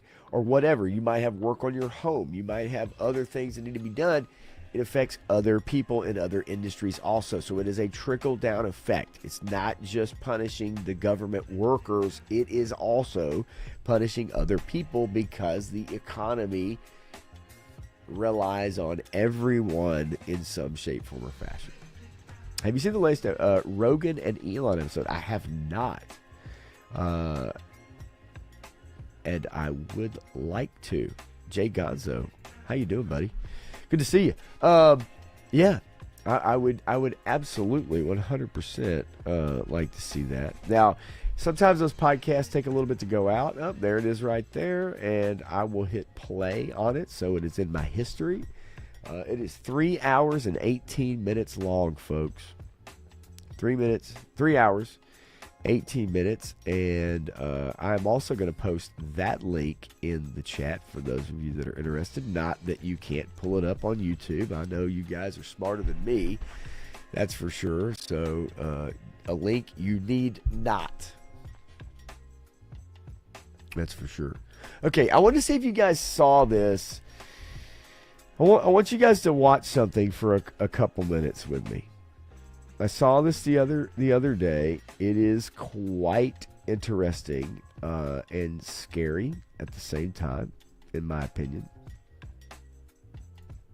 But I thought it bared checking out. So let me Otis, bring the band down a little bit, brother. Come on, man. Like you got bring it down low. All right, there we go. Thank you, Otis. Thank you. All right, let me share my screen. Did you guys see this story the other day?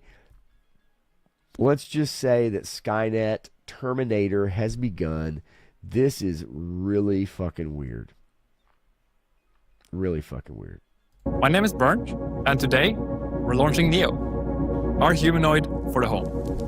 Neo, the robot, Nene. Let you live with it. Yeah. You're just not telling me? Well, what does it do? Like my chores. I just leave and I come back and they're all done. Are you kidding me? No.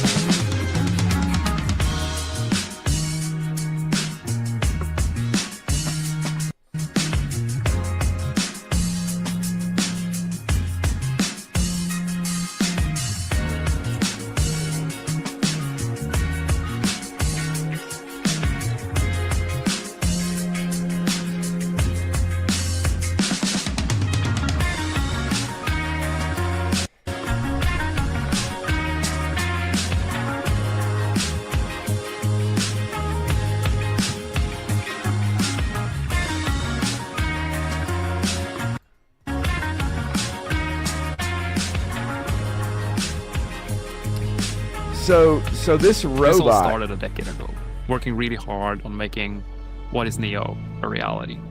But to me personally, this started when I was like 10 years old. I grew up reading these beautiful books and watching these beautiful sci-fi movies where the future was all about how we as humans, we really focus on the things that matter to us. You know, Rosie the robot would be ensuring family had time, or Data would help humanity explore the galaxy. And I really hope that when you get your Neo now, we can help give you back some of that time so you can really spend it on what you feel is very meaningful to you. Okay, for one, just to stop it for a second, I imagine a future where we're like in the movie WALL-E, where humans ride around with VR fucking glasses on. They're fat as fuck. Everybody's fat as fuck, okay? Because you have no manual labor anymore. There's none. Robots do all the fucking work. And we just ride around on fucking scooters, or we sit in fucking pods, and we have VR worlds that we live in. The ultimate goal, think about this, really, truly, at least the upper crust, the goal is to not work as little as possible, okay? Right? So if you could have an assistant who did all of your work for you, right, and you didn't have to do anything at all. Now, this is very early technology, but it is fascinating, and I want to show you. I want to show you what they've made, okay, and how they've made it, and exactly what it is, because they show you how they put it together. It's very interesting. I don't know why they choose to use fucking copyright fucking music. Like, what idiots in their strings. How they show you. But anyway, here. Neo is a humanoid companion designed to transform your life at home. It combines AI and advanced hardware to help with daily chores and bring intelligence into your everyday life. Neo was engineered from the ground up for safety. Its tendon-driven body is quiet and lightweight. Its low-energy motions make it uniquely safe for you and your home. But safe doesn't mean limited. Neo's hardware comes packed with features like human-level dexterity and a 55-pound carrying capacity so that... Now look at this. It's 5'6", 66 pounds, 4 hours of battery. It has polymer body. It has an NVIDIA Cortex in it. It has, it says what, 22 DOF, hand level dexterity, DOF, I'm guessing. Coming to me right now, but I'm sure we figured out, whatever. Direction of functionality, whatever the fuck. 154-pound lift, 55 carry weight, 4 microphones, 3 speakers, 8 megapixel cameras in the eyes, and a 22 decibel max noise level. So it's very quiet. Okay, very quiet. that can handle any of your chores reliably.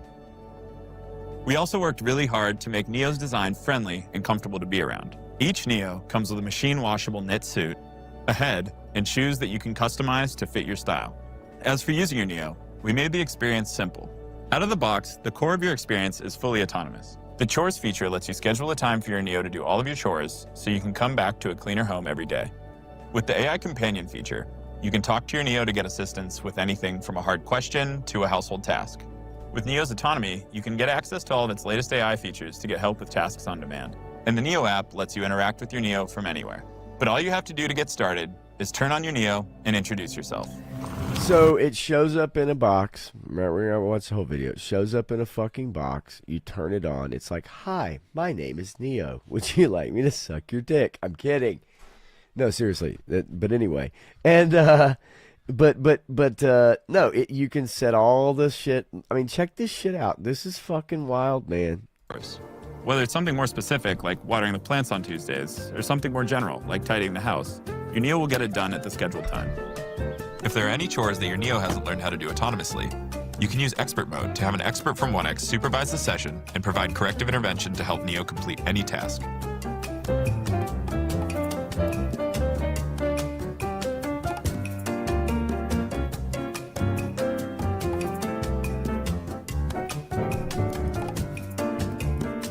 I mean, this shit is wild, man. Like, this is fucking wild, right? Anytime you're away from home and you want to see what your Neo's up to, you can open the app and see directly from Neo's point of view. What if you open the app?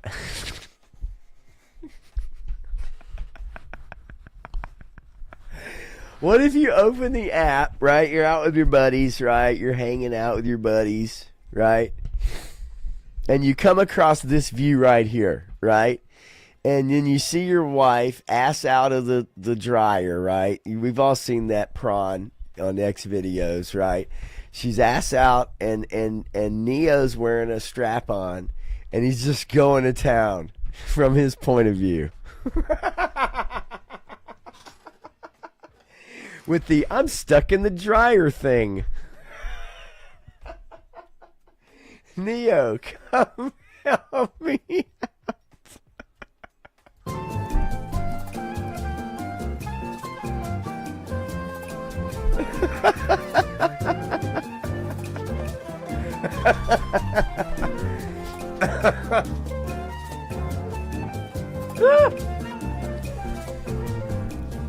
I mean, look at that shit. Put your fucking journal down, you gay son of a bitch, so you can come home and write in your fucking journal book.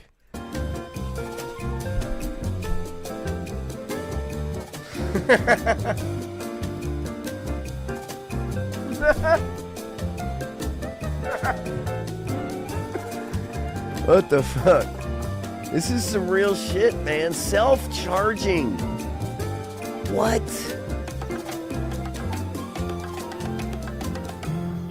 Now, the design, if you notice, the face is designed to be very invasive, non-scary. Oh, okay, you got to watch these real-world scenarios. Watch this old fuck right here.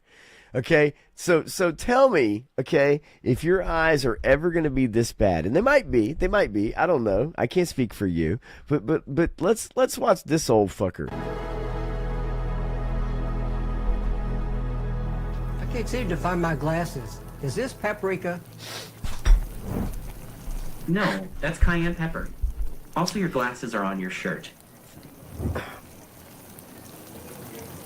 Could I Thanks, Neo. I almost had fire coming out of my asshole for 2 days. use this in my chili? They're both made from chili peppers, and you could put cayenne in your chili, but it is much spicier. What old son of a bitch doesn't know that you could put paprika or cayenne pepper in your fucking chili? That motherfucker has been around the world and back. He probably served in World War II, and he's telling this motherfucker, can I put this shit in my chili? That shit would be awesome. A fucking fro and gold chains. Oh my God. Dressing your Neo up? That'd probably be more fun than having the fucking Neo. Neo is a speech-enabled AI companion made for any kind of conversation. Where other AI assistants are confined to your phone or computer, yes, it does. Neo lives with you in your physical space and has the ability to see, hear, and remember things about your surrounding environment to provide you with uniquely helpful assistance. For example, it can suggest what to cook based on what you have in the fridge, remember your progress while teaching you a new language, and even give you interior design advice. Susie, listen. What, Neo? Susie, listen. I don't know how to tell you, but that fucking rug is fucking terrible. This shit don't match a goddamn thing in this house. Susie, what the fuck is wrong with you? Your decorating skills are shit, okay? Neo, how could you? I'm just being honest, Susie. You program me that way. The gestures and the light rings express Neo's intentions. Its audio intelligence can also pick up on whether you are addressing it or someone else in the room to decide if it should respond or not. As you might expect from a home robot, talking to Neo with natural language is the primary user interface for all of Neo's functionality, including autonomy.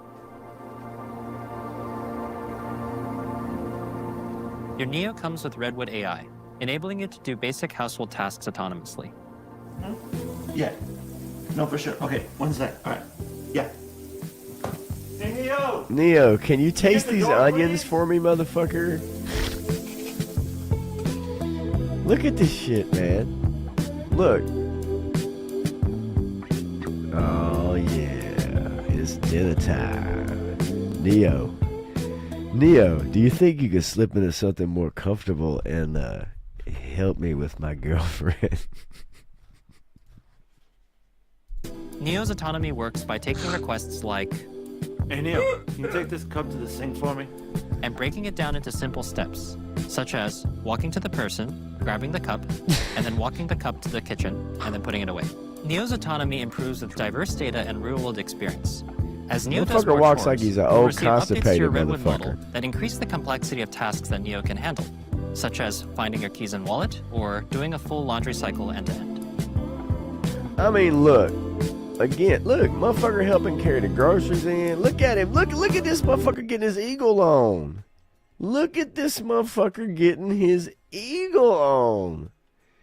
Dropping that shit like it's hot. He got apple bottom jeans and boots with the fur. You could have a fucking dance party with Neo in your joint. Just dropping that shit like, it's like, come on, fucking twerk for me, Neo. You crazy motherfucker. You son of a bitch. I didn't know you was that kind of party animal. And by the way, you better put that fucking pillow back right, bitch. I'm gonna slap you.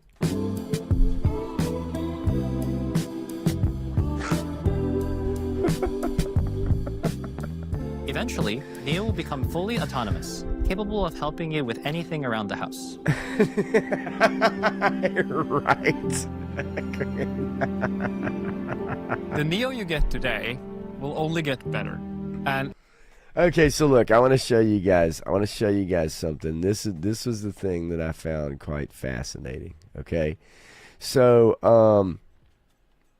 here's the bottom line.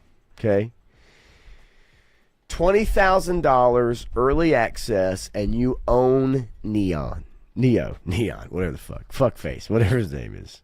Fucking trifling. I don't give a fuck. Okay, you own him in whatever color you want him to be. He's either brown, blue, or fucking off-white, right? Whatever. Or all three. That'd be interesting. So, $20,000, you own that motherfucker, right? Or, and this is the part, okay, again, we're talking about the average citizen, right? We're talking about who could afford an assistant. If, let's say you were elderly, or let's say not elderly, but let's say you're early 70s and you need help, like somebody do your dishes, right, or pick up the house for you, make your bed even, just those little things, right? Because they market this as capturing your life back, right? Capturing your life back, getting back time, right? We lose time. So one thing you can't buy, you'll never get enough of it, you can't get more of it, is time, right? It will never stop. So you can't buy any more.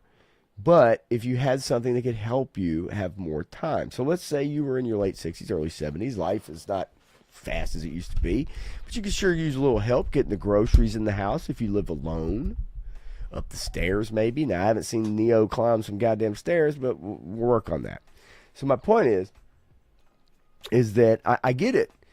But does the average person have the ability to pay $500 a month for the standard rollout edition? $500 a month. Now, that's not including taxes. That's not including maybe some other built-in fees, like a phone service, for instance, or an alarm service or other services. So $20,000, you own it outright. You get every upgrade coming to you. Of course, 3 years later, they have another model that's $15,000, and it does 3 times the things that your Neo does. But fuck your Neo, right? Like, you need to spend 15 more, and it's $399 a month instead of $499 a month, right? Whatever. But you get my point. So $499, $500 a month to have this little guy around, or $20K. Now, if you got $20K sitting around, right? $20K could be quite interesting. If you got that kind of money, I'd be curious to see people who decide to get one of these. I'd be curious to see about reviews. They are going to start rolling out pretty soon. Now, we are joking about the AI robot girlfriends, but of course,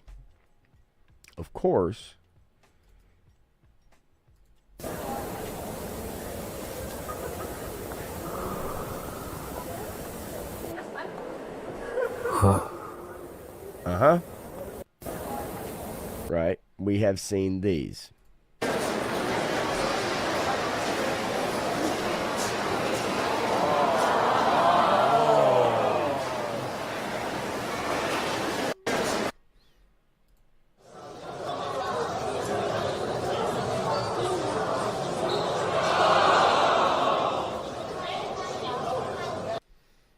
You'll find these at these like Japanese fucking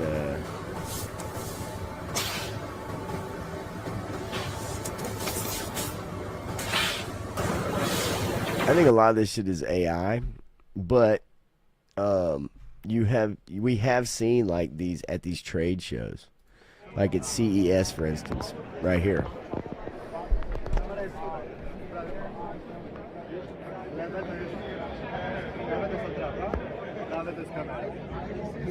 This would take the place of your sex doll. More chairs.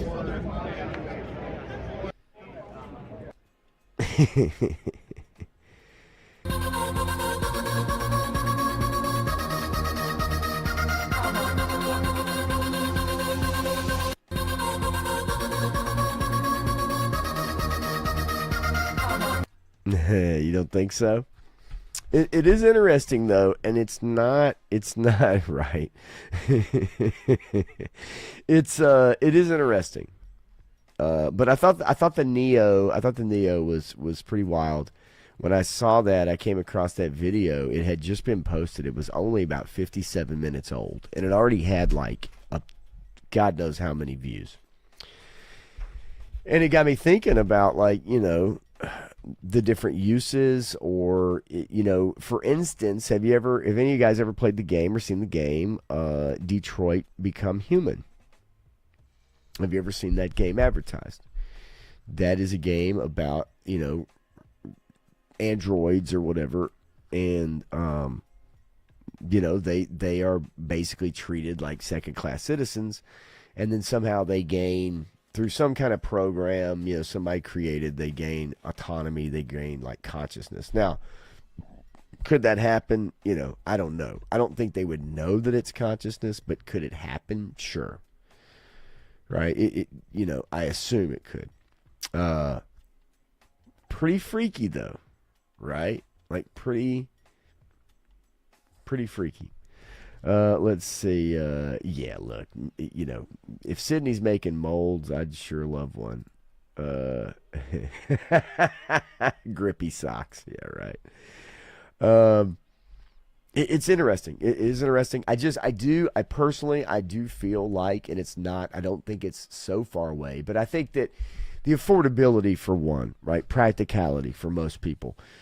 Do I think people are going to be riding around on a unicycle on a fucking track or around the city with, you know, VR glasses on all day in a simulator while there's robots that clean up and take the trash out and all that kind of shit? I don't know about that, but I do think something comparable to that, yes, I totally could see that. Where, you know, have you ever seen that? What is it, Replicant? Is it Replicant? Is it whatever? Is it a Bruce Willis movie where he spends time in a pod or something like that? And let's see, 2001. No, that's Jean-Claude Van Damme. Wrong movie. But I think it's Bruce Willis. I could be wrong. But everybody lives in these pods, and they have a life that's just online, and no one ever goes outside of their pod. And then when he does, he realizes like the world is shit, and then this chick across the hall who's really hot is actually like a dude or some shit like that. I can't remember. But anyway, my point is, do I think that kind of shit could happen? Yes, I think everybody would end up preferably liking to live their life. Yeah, look who's talking, right? Live their life in a simulation, right? If you could just subsist and, like, you know, end up having more fun in a simulation of some kind, and you have things to just do all the work for you and stuff like that, yeah, I think there's plenty of people that would be all about that life. Plenty of people who would be all about that shit. And that's why, like, every time I see Wall-E, it just makes me think, it's like, this is where people want to be. Ultimately, this is where people want to be. They want to be here. We could be in one right? We could be in one. You know, I don't know. I mean, maybe we are. Maybe we are fucking in one, right? Let's see.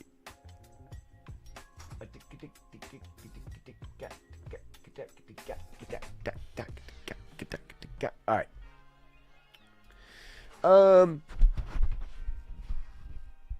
Did you guys see this? Maybe you did. I don't know. I don't know if you did, but if you did, I gotta tell you, what Trump is doing at the White House is truly fascinating. I gotta tell you, I had a friend of mine send me this picture. He did a flyby of the White House. Somehow he was in restricted space. I don't know how he got restricted airspace. You know, Democrats have been very up in arms about Trump deciding to renovate the East Wing. He's adding a huge receiving area, a place fit for kings and queens and prime ministers to come and visit. I've heard that it has like a big gate. It's got a huge tower. I have been given knowledge that that a Castle Grayskull is in fact being built.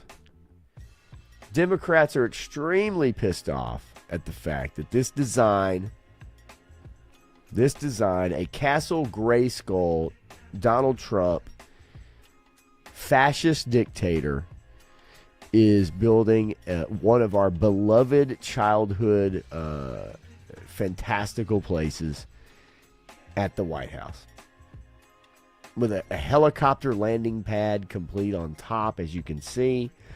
Yeah, so I don't know about you. This is not taxpayer money. He is funding this on his own. You or I or no one is paying for this. This is actually a wonderful idea. And this is the concept art, okay? This is not this is not, you know, what it looks like now. This is concept art. As you can see down here in the corner, we have a little, what looks to be a little tram system that will bring the prime ministers and visitors to Castle Grayskull. I think it's going to be a great boon to the economy of D.C. and visitors to the White House. I think people will feel like royalty when they come over to this country and they're received by this giant drawbridge as they make their way up the stairs to the tower, right? Where the sorceress is. Yeah, truly amazing. Fascinating stuff. But again, it's not your dollars.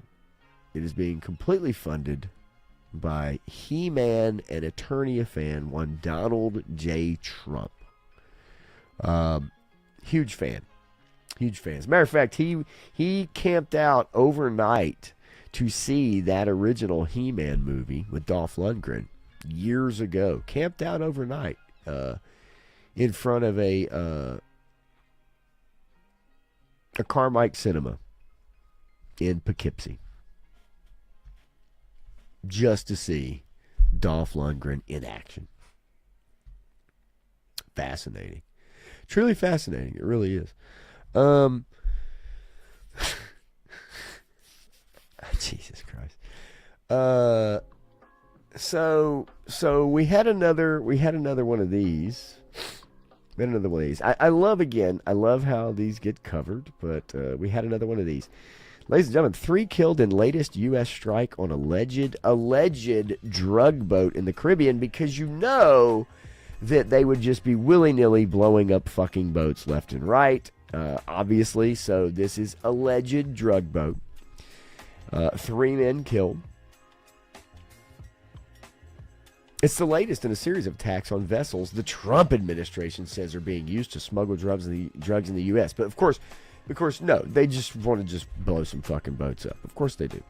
Experts have questioned the legality under international law, which have drawn strong criticism from the Latin American leaders whose citizens have been targeted. No, it's being criticized by the Latin American leaders because they profit off of the drug trade to America. That's why it's being criticized. Let's not fuck around here. BBC. Combating the flow of illegal drugs is a key policy for Donald Trump. But of course, the BBC would have you think that that's fucking stupid.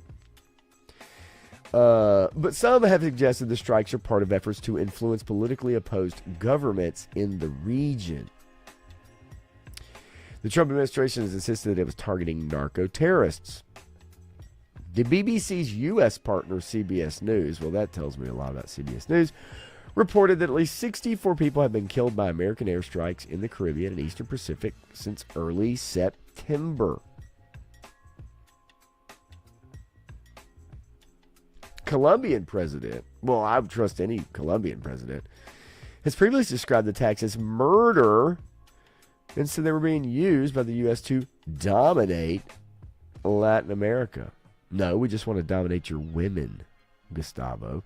Meanwhile, Venezuela's Nicolas Maduro accused Washington of fabricating a war. The two left-wing leaders have increasingly been at odds with Trump administration. Following Petro being, who's this fucknut? Where's he at? Petro, whatever. The U.S. placed sanctions on him and his inner circle, as well as removing Colombia's certification as an ally in the war on drugs. You don't fucking say. Surprise! Trump has threatened military action against land targets in Venezuela, but this, he has admitted, may require the consent of the U.S. Congress. Do you guys feel that this is violating international law by striking drug boats? I would say their intel's probably pretty good. I'd say their radar is pretty fucking good. We can watch them blow a fucking hole through the hand of someone holding a fucking cigarette from like 15 miles away, 30 miles away, 100 miles away, 3,000 miles away. But do you think this is a violation of international law? Now, comparatively, however, and I do find this interesting, is that Trump's narco-terror boat crackdown hailed by mothers of victims. 1 boat, 2 boat, 3 boat, boom. Families who lost children to fentanyl poisoning rally behind military operations targeting suspected traffickers. Ooh, that's a story I want to read right there.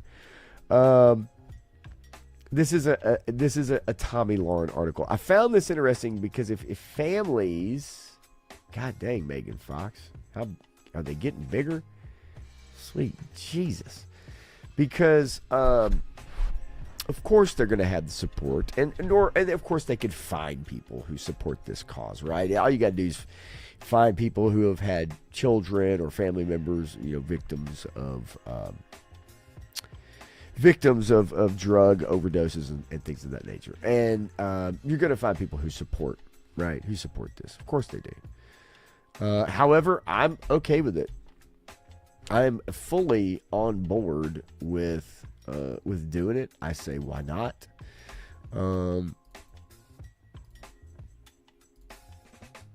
I mean, yeah. They're not blowing fucking boats up just to blow up fucking boats. That's fucking stupid. And when you think about the amount of money used to do this, we're talking about missiles that cost like, $750,000 a piece or $1.7 million each. Right? You're not just willy-nilly fucking using that shit to fucking do your bidding. It's kind of silly. Now, I'm not saying that things aren't used as propaganda by all sides, right? But I'm okay with it. Money well spent, says Cages. Yeah, Megan Fox gets bigger the more her kids transition. Yeah, that's a sad fact. She has 3 boys, and she dresses them like girls out in public. It's pretty sad, actually. Graf says, I just pray that Venezuela and Colombia don't strike as hard and pull out their contestants for the 2026 Miss Universe pageants. I agree 100% because, man, there's some fine, big-bootied Colombians and Venezuelans coming from that part of the world. There are some pretty fine women. I heard Trump, heard Trump through Rosie O'Donnell was on those boats. Rosie O'Donnell is on the boat. Speaking of which, Rosie O'Donnell's kid is going to prison. She's got a daughter that's a fucking fruitcake, and she's like going to prison, just back and forth. It's funny that Rosie O'Donnell is calling for empathy for her daughter, who's an addict and, you know, fraud, and she's been arrested for all kinds of shit. She's going to prison for like 2 years. I find it interesting that she asks people for empathy for her daughter, but yet Rosie will have no empathy for conservatives or anything that they have to deal with, right? Like none. But heaven forbid, you know, you better have empathy for her daughter.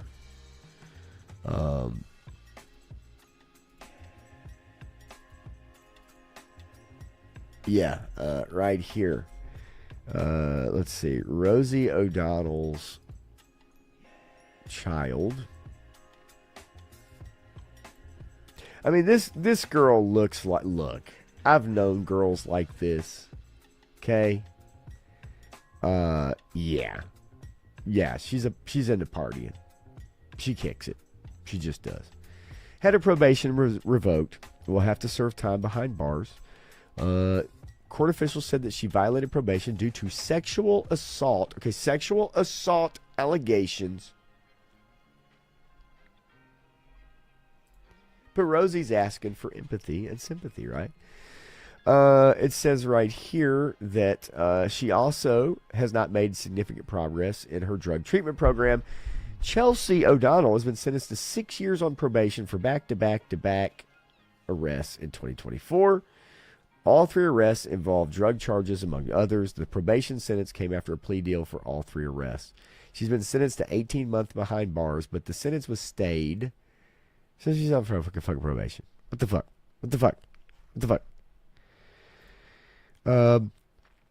She would be on probation. Okay, here we go. She'd be on probation as long as she was not in trouble for the 6 years of the term. Now look, for someone who is into drugs or other shit, 6 years probation, you ain't passing drug tests. You're going to go to jail. Mother of 4, Chelsea O'Donnell, had to be absolutely sober, not possess alcohol or any other controlled substance without a valid prescription, have no contact with drug dealers or sellers or users, and have no possession of ownership of a firearm. The comedian acknowledged the challenges her daughters faced, writing on Instagram, "My child Chelsea Bell, before addiction took over her life. I loved her then, I love her now as she faces a scary future. Prayers welcome." But if you had a child and you were conservative and your child was going through this, Rosie O'Donnell would tell you to go fuck yourself. And she hopes your kid dies. But she told People Magazine she has compassion for those struggling with addiction. Chelsea was born into addiction. Wow, okay. And it has been a painful journey for her. So did Rosie give birth to her? And was Rosie like a crack whore or a cocaine whore? Fetal alcohol syndrome? I'm trying to figure out what she means by that. It says it's been a painful journey for her and her 4 young children. Prayers welcome. Okay. Yeah. Okay. So she violated probation. There's no information there. I find it interesting though that somebody like Rosie O'Donnell would ask for prayers and yet would definitely turn around and fucking condemn any conservative at all. Right? Yeah, face down, ass up. That we call that the Antioch chicks around here from Antioch for sure. I'm with you. I'm with you, Dreadnought there. I'm with you, Eric there. 100%. Dreadnought says adopted. Okay. Jay Gonzo says Cuba needs some freedom right about now. We need the red light district to be safe. I agree. I'd love to visit a red light district with a rabbit skin condom. I found this story from That Park Place. Hollywood press repeatedly asked 12-year-old Noah Schnapp about his sexuality. Now, this is the Stranger Things kid, okay? So they're ramping up production for season 5. We're gonna watch the trailer on Tuesday night for season 5 of Stranger Things, and it says, let's see, recent interview in Time Magazine with star Noah Schnapp, which examines how the media's longstanding focus on his sexuality has threatened him, or affected him rather, threatens to pull the focus into the upside down.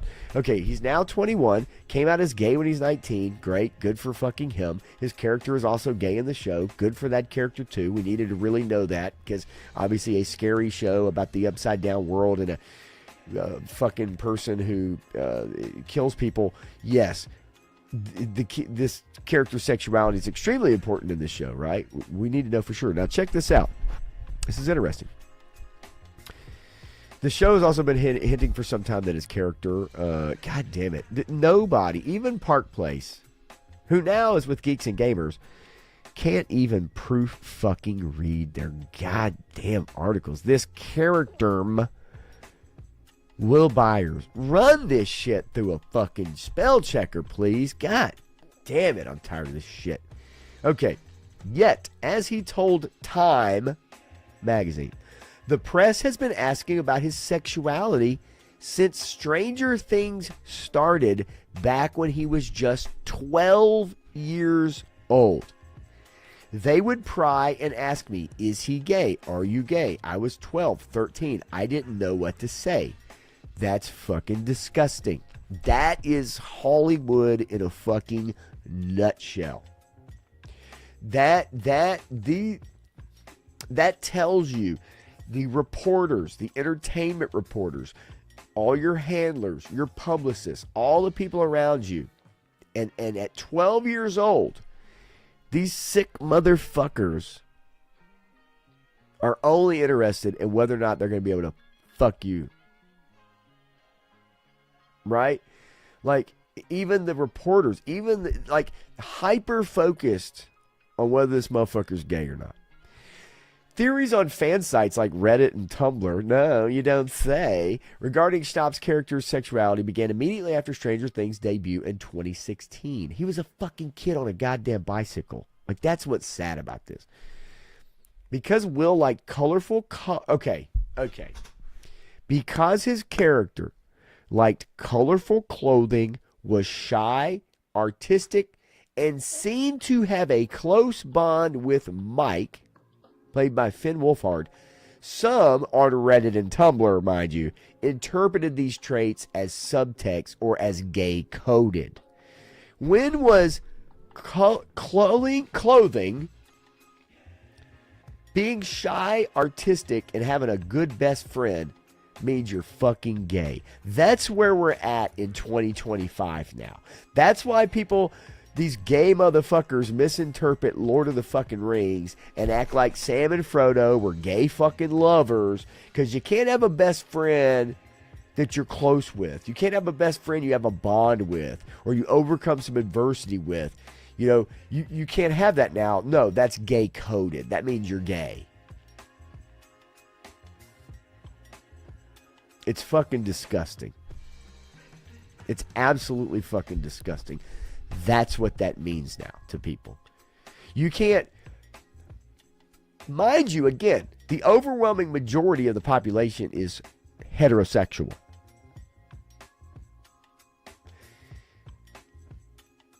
And there's plenty of heterosexual people who like colorful clothing, shy, artistic, have a close bond with a good friend of the same sex, and they're not fucking gay, right? Right? They're not grabbing their ankles.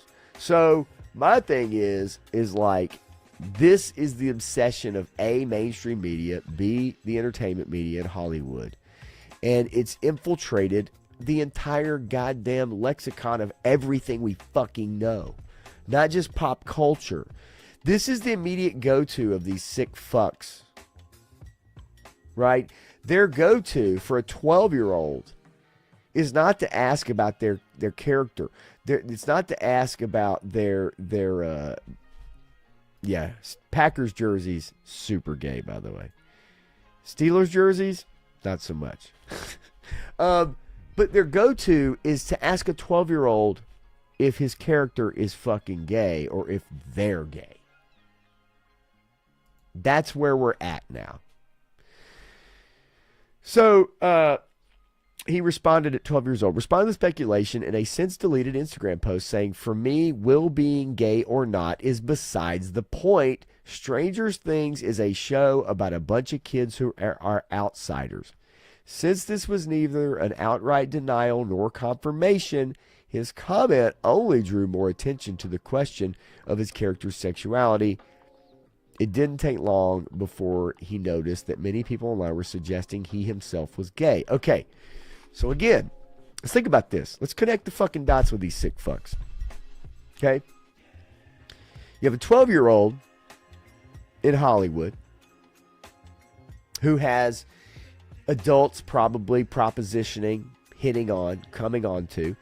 His parents of this 12-year-old, because they have stars in their eyes, they have money in their eyes, they see a life of luxury and fame for themselves, not only for their child, right? Because then they, by proxy, are the parents of said star, which gives them some kind of cred when they go to eat dinner at a goddamn restaurant in fucking LA, the shithole that it is, stepping over fucking needles and fucking shit on the goddamn sidewalk and homeless people. But hey, LA's cool as fuck, right? So if I can get a table near Keanu Reeves, that must be fucking cool, even though I didn't do shit for it. I just had to shit this person out of my vagina and give birth to them and then groom them to be an actor and maybe let them sleep with a producer or two when they're 10 or 11 years old.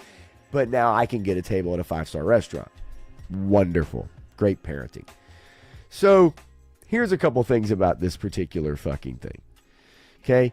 He's 12 years old, and on Instagram, he literally says, for me, Will being gay or not is besides the point. Stranger Things is a show about a bunch of kids who are outsiders. Since this was neither an outright denial or confirmation, it only drew more attention. Okay. He himself says it's not the point. Now, he's 21 now. Do you think in these last several years, 9 years, he now is an advocate for gay shit? He is an advocate for trans shit. I'm sure he is an outspoken advocate for all these things. So he was 12 years old, had no idea what the fuck it was, had no idea what it means, really doesn't give a fuck, right?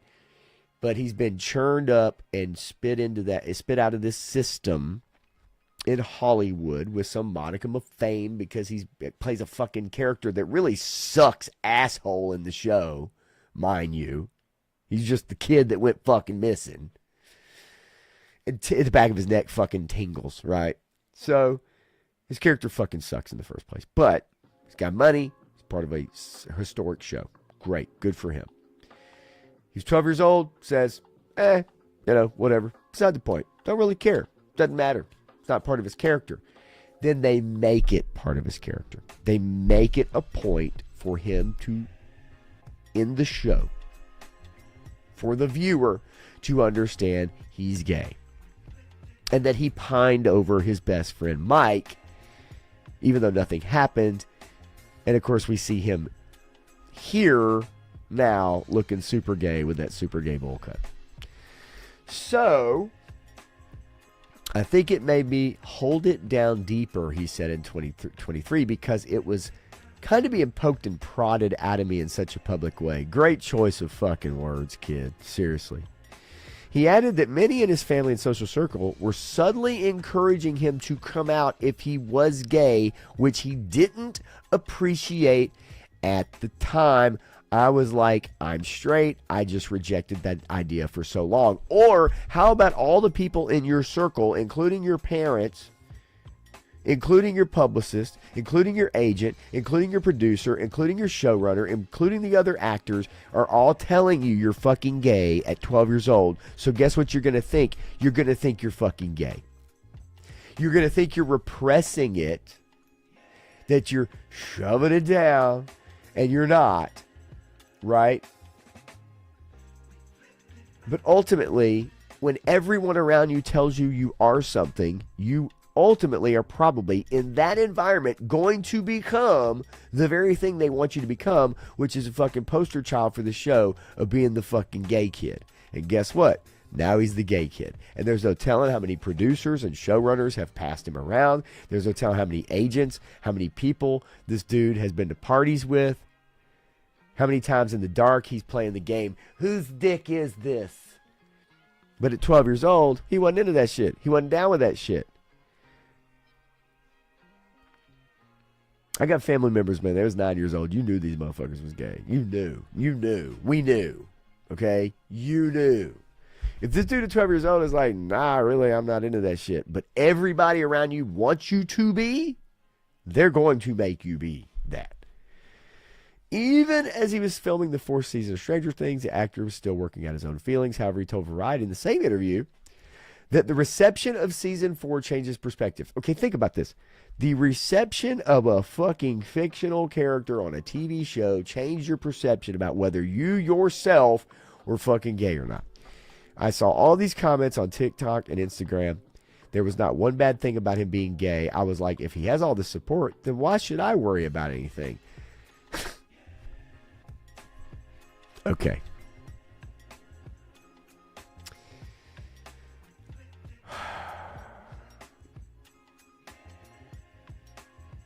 Now we know that it wasn't just anonymous online commenters, friends, and family that had him struggling with his sexuality from an early age, but also the press, because of them asking about it when he's 12 fucking years old. The ethics surrounding this issue could be a matter for debate. Of course they are. But it's a debate Netflix doesn't need at this moment, nor do they give a fuck about. And nor, even if it was, it doesn't fucking matter. Now, this is interesting. This post by Elon Musk. Cancel Netflix for the health of your kids. Transgender woke agenda in the Trojan horse. Your kids pulling the horse through the door. Yeah. It's every entertainment company. And people have to be vigilant about this. I just watched a post about a woman who a book in her, and I can show you it because I emailed it to myself, but it's very long. It's like 6-minute long video, and this chick just can't get to the fucking point. In the backpack of her 5-year-old daughter's backpack was a book called Prince and Knight. And the entire fucking story is about all these friends trying to help this prince find a princess. He sees different girls, different colors, different stuff, and he enjoys time with all of them. He meets a dragon. He fights with a dragon. And then at the very back of the book, in the very back of it, he gets knocked off of a dragon, his dragon friend, and a knight catches him in his arms. Now, this is a 5-year-old. This is a book given out by the fucking school for 5-year-olds to read. And at first, because there's a princess who was kind of a tomboy, and at first it makes you think that the knight who caught the kid is the princess, who's just, and he falls in love. The knight raises up the armor, and it's another boy. Okay? And so the two boys are smiling at each other. And you think, oh, well, that's cute. He caught him. It's his buddy, whatever. And then the next 3 or 4 pages shows them, dating, hanging out, and then ultimately getting married to each other. In a 5-year-old's recommended reading from their school. And the thing of it is if you were a parent and you were thumbing through this book, unless you got to the very fucking end of a very usually typical story that you wouldn't want to see the end of because you kind of know the end of it, you wouldn't know that shit was in your 5-year-old's backpack. Teaching them about homosexuality at 5 years old. That shit is fucking weird. Going to Hollywood Walk of Fame is the biggest fake out I've ever experienced, but nothing but homelessness and everything smells like piss. It's nothing how they make the red carpet to be. Yeah, because they push all those fucking people out of there. That's what they do. when there's a red carpet or something like that. The police come. They don't want to do anything about homelessness or drugs or anything like that on a regular basis, but when there's an important event that they're presenting to the world or to whatever, they come in there and they clean the fuck out. They clean them out. They get them the fuck out of there. After confirming he'd canceled his Netflix subscription, Elon says a wave of users on X followed suit. The recent comments from Schnapp, whatever, are once again putting Netflix and gender ideology in the same conversation. While the final season of Stranger Things will no doubt be a hit for Netflix, viewers simply looking for a nostalgic escape from today's social and political discourse may find it difficult to ignore as they watch. Yes. Yes, they will. Because that's where we're at now. You cannot have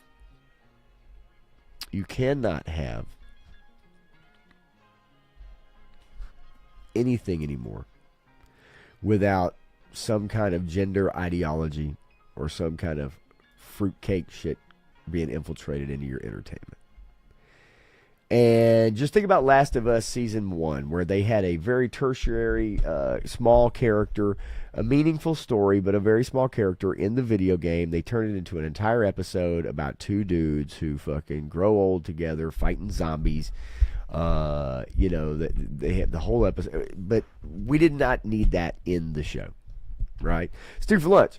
Look, you have a great night. Get you some bed. You have a fantastic Monday, and I will see you, I'm sure, moving forward. I know Tuesday night with Matthew, if you happen to be tuning in, we'll be on there Tuesday night. Same bat channel. So, but yeah, you have a good night, buddy. Good to see you, man. Thank you so much. And I'm actually getting ready to wrap up myself because I have some stuff I want to save for next time.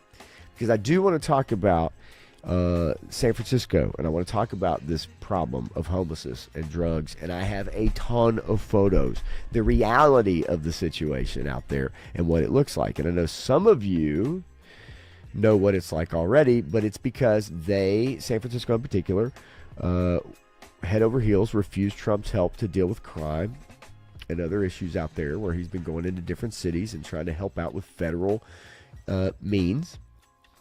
And he had a conversation, and they prevented that from happening in San Francisco. But they're claiming San Francisco is not a problem, that this isn't a problem in California, that homelessness and drugs is not a problem in California. So I have a lot of photos I want to share next week and get into that discussion. But the one thing I really want to discuss and get you guys' idea is on social media. So, for instance, that last story, right, about social media and the influence, like multifaceted, the influence of kids now, the share of information and what we do with that information, how we react to that information. I find it extremely interesting because, and I put, is it the downfall of Western society? Now, just in the West. But what we've seen is that with the advent of social media, I think we all got fooled in the beginning. That it was a way you started reconnecting with classmates you hadn't seen in 15 years, 20 years, whatever you want to call it, whenever you went to high school. And it gave you an opportunity. You're like, oh, shit, I hadn't seen Ricky. I hadn't seen Tony, or oh, man, I wonder what Carrie's up to. She was cute, Some people have hooked up, right, with old flames or people that you knew that weren't interested in you. And now as we get older, we look different, whatever. But that initially, I think, was kind of that way. That was that initial thing. We were sold a bill of goods on reconnecting with friends that we hadn't seen in a while. And you could share pictures. Quickly became keeping up with the Joneses, which it still is today. Right? Everybody has their persona on social media. Everybody's life is great or terrible, depending on what gets you the most attention.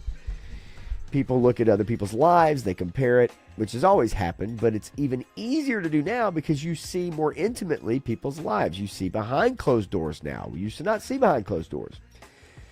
If you didn't know someone and they went on vacation and you didn't intimately know them or live in the same neighborhood or wasn't family, you didn't see their photos of their vacation. If you didn't go to their house, you didn't see photos of their kids all through the years growing up. If you weren't a friend and playing cards or having a married couple come over, you didn't really know about whether or not one of their kids got in trouble or their brother's gay or their whatever, right? Like, you didn't know unless you knew someone. And now we all know everything about each other, but half of it's not real, right? And what I mean by that is it's not that it's not real what you post. It's just that we as human beings always want to present the forward-leaning, the best part of us leaning persona out there. Now, there are those who always put those posts on Facebook and shit that's like, I can't stand it anymore. I just can't take it. When will this end? And then they're fishing. They're fishing for sympathy. They're fishing for fuckers to come along and be like, oh, baby girl, prayers for you. I can't believe you're going through this. Whatever it is, God will see you through. And all that bullshit. We've seen those posts. We know those fucking posts. They're bullshit. But for the most part, you know, people post the good things. It's like taking photographs. If aliens came to Earth and they looked through our photographs, they think we were the happiest fucking beings ever to exist in the history of beings. Because what do we do in photos? We smile. Right? So you would think we're the happiest people ever because every photograph we're smiling for the most part. On average. But with social media, it gives people, like, your world could be crumbling down around you, but if you're posting, you know, hey, went out last night, it was so much fun, I got to hang out with Jennifer and Jesse, and we went to this bar, and it was so but your life literally is falling apart around you, right? But people are like, oh man, that motherfucker's having fun. That's a cool motherfucker, man. He seems like a great person, you know, or oh, they're just living their best life. Yes, queen. But also the way we consume news. The way we consume news, the way we consume information, and the way we digest that information now. Because we're more connected than ever, it's easier for groupthink to take over. It's easier for group pressure, or easier what used to be if you fell into a gang. Because gangs were about family. And if you don't have a family, we could be your family. So because more people are lonelier than ever now, they spend more time alone now than ever, even though they're more connected than ever, it's easier to fall into the proverbial echo chamber. It's easier to your feed because your feed, no matter what it is an algorithm-based thing designed to give you what you look up. Even if you don't look it up all the time, eventually it will be what you look up all the time because the algorithm will feed you a steady diet constantly until it touches the right nerve that gets you to spend, research, participate because it wanted you to participate in it. Just because of one tiny thing you might have looked up, one tiny thing you might have said, that your phone is constantly on a loop listening to you, which provides ads, YouTube videos, Instagram posts, whatever. Because your phone literally either hears you speaking out loud, waiting for your direction of, hey Siri, hopefully I didn't set off your phones, or hey Google, which I probably set off mine.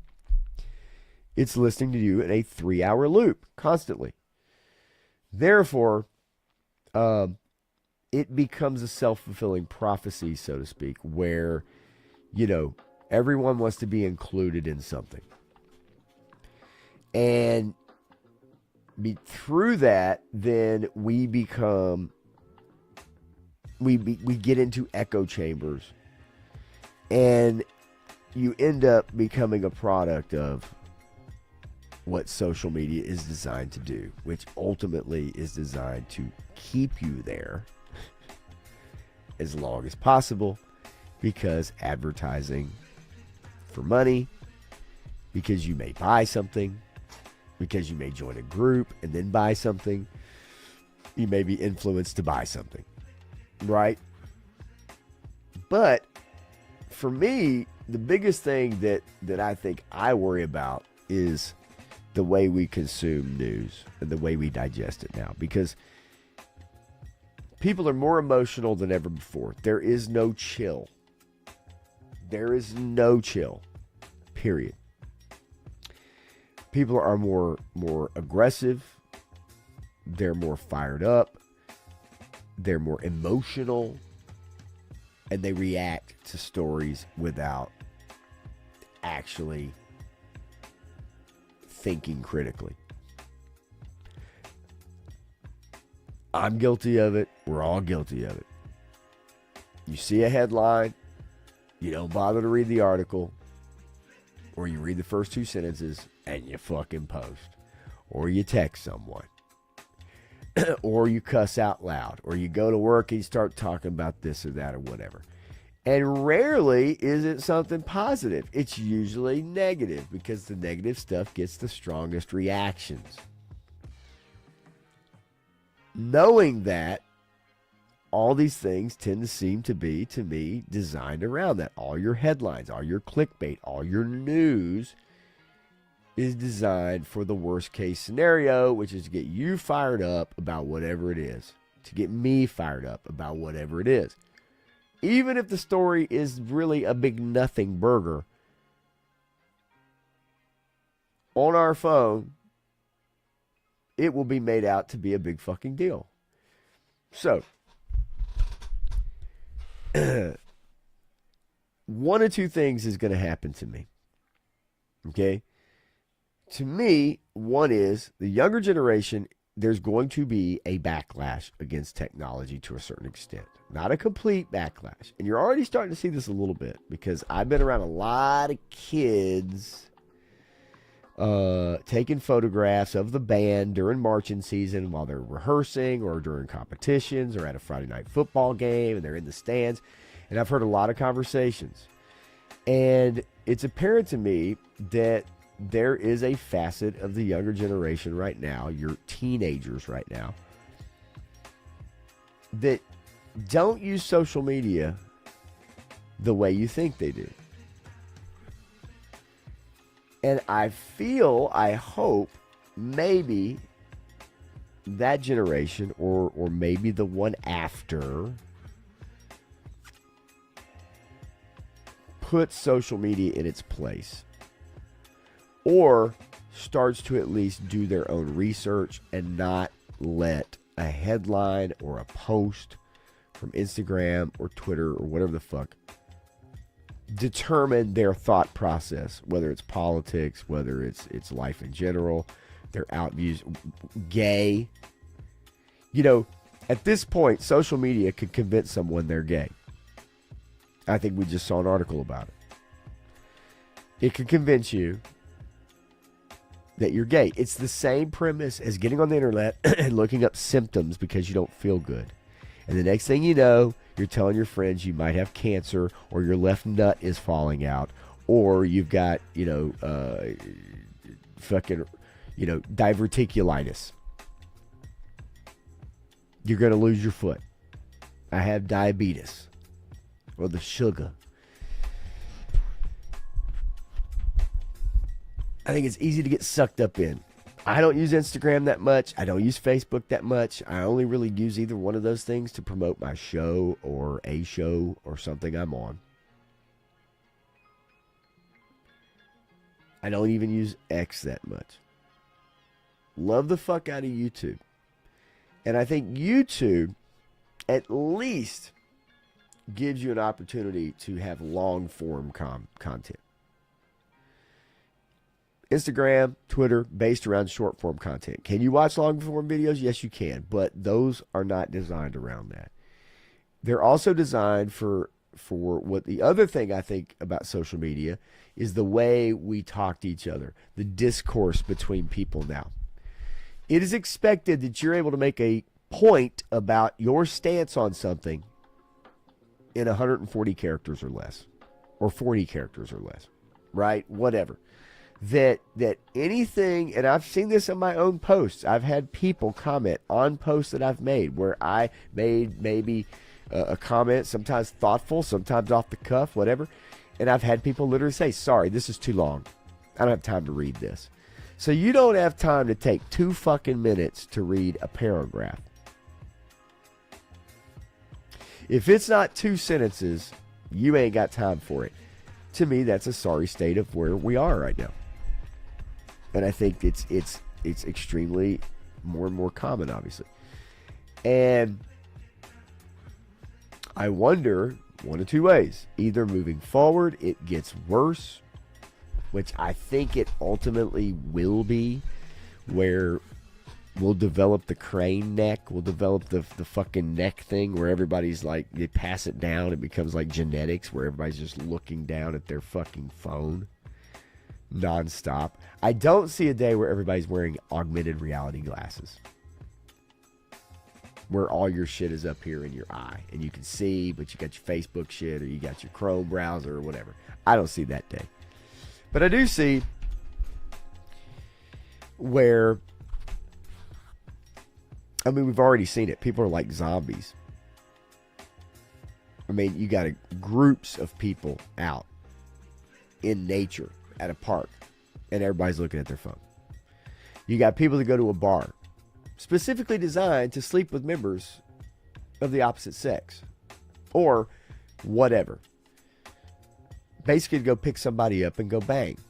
And what is everybody doing? They're literally sitting beside someone who could be extremely pretty, good-looking person, whatever. They're on their phone doing this, scrolling. That's it, scrolling. There's so many different ways that, like, what started out as a interesting idea has turned into an absolute nightmare in the way we communicate, the way information is consumed. Is it good to have information that is sent out in a matter of seconds around the world? Of course, that's great. In the sense that things that would take you days, a day, a week to hear about, a month, 6 months, back in the hundreds of years ago. Now, instantaneously, we know if something happens. Which brings on a whole nother thing about, is it because, are bad things happening because it's covered more, or are more people doing bad things, right? Age-old question. Chicken or the egg? I don't know. But I feel like it's the beginning of the end. I think people will not, they can no longer discern between what is a real post and what is not. They can't discern what is a bot and what is not. And as AI gets more involved, they will not be able to tell what's a real video and what is not. What's a real picture and what is not. What is a real voice, what is not. What is a real song and not. What is a band and not. The lines are so blurred already, it's going to be even worse. And it's only going to get faster and faster. And me at 50, by the time I'm 60, will feel like I should be 100 years old with the way technology. In 10 years, in 15 years, even though I'm familiar with all this stuff, and you guys are too, will feel so antiquated.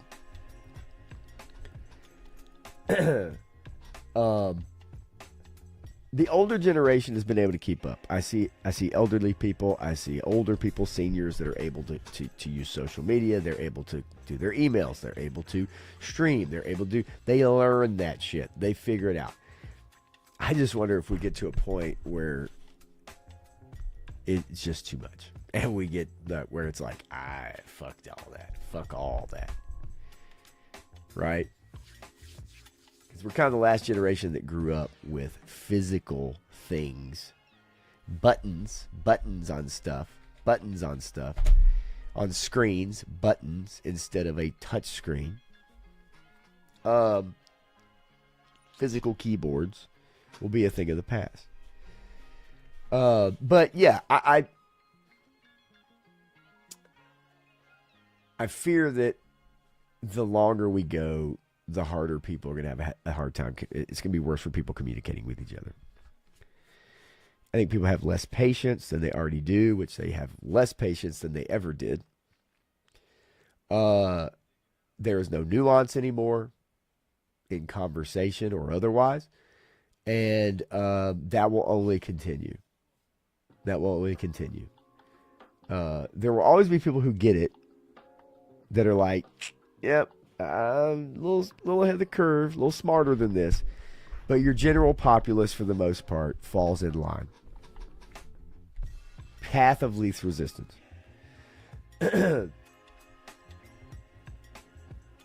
And I think the path of least resistance is to just fall in line and ultimately, instead of using critical thinking tools, people just believe whatever they're told. They regurgitate that information without ever researching it. And that affects the decisions they make, such as electing the leader of the free world. Or local officials.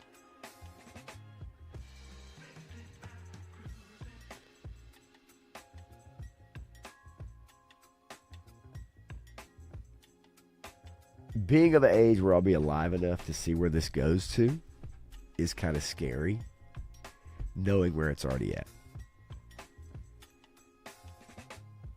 But also thinking about my own son, who will be 18 after the turn of the year,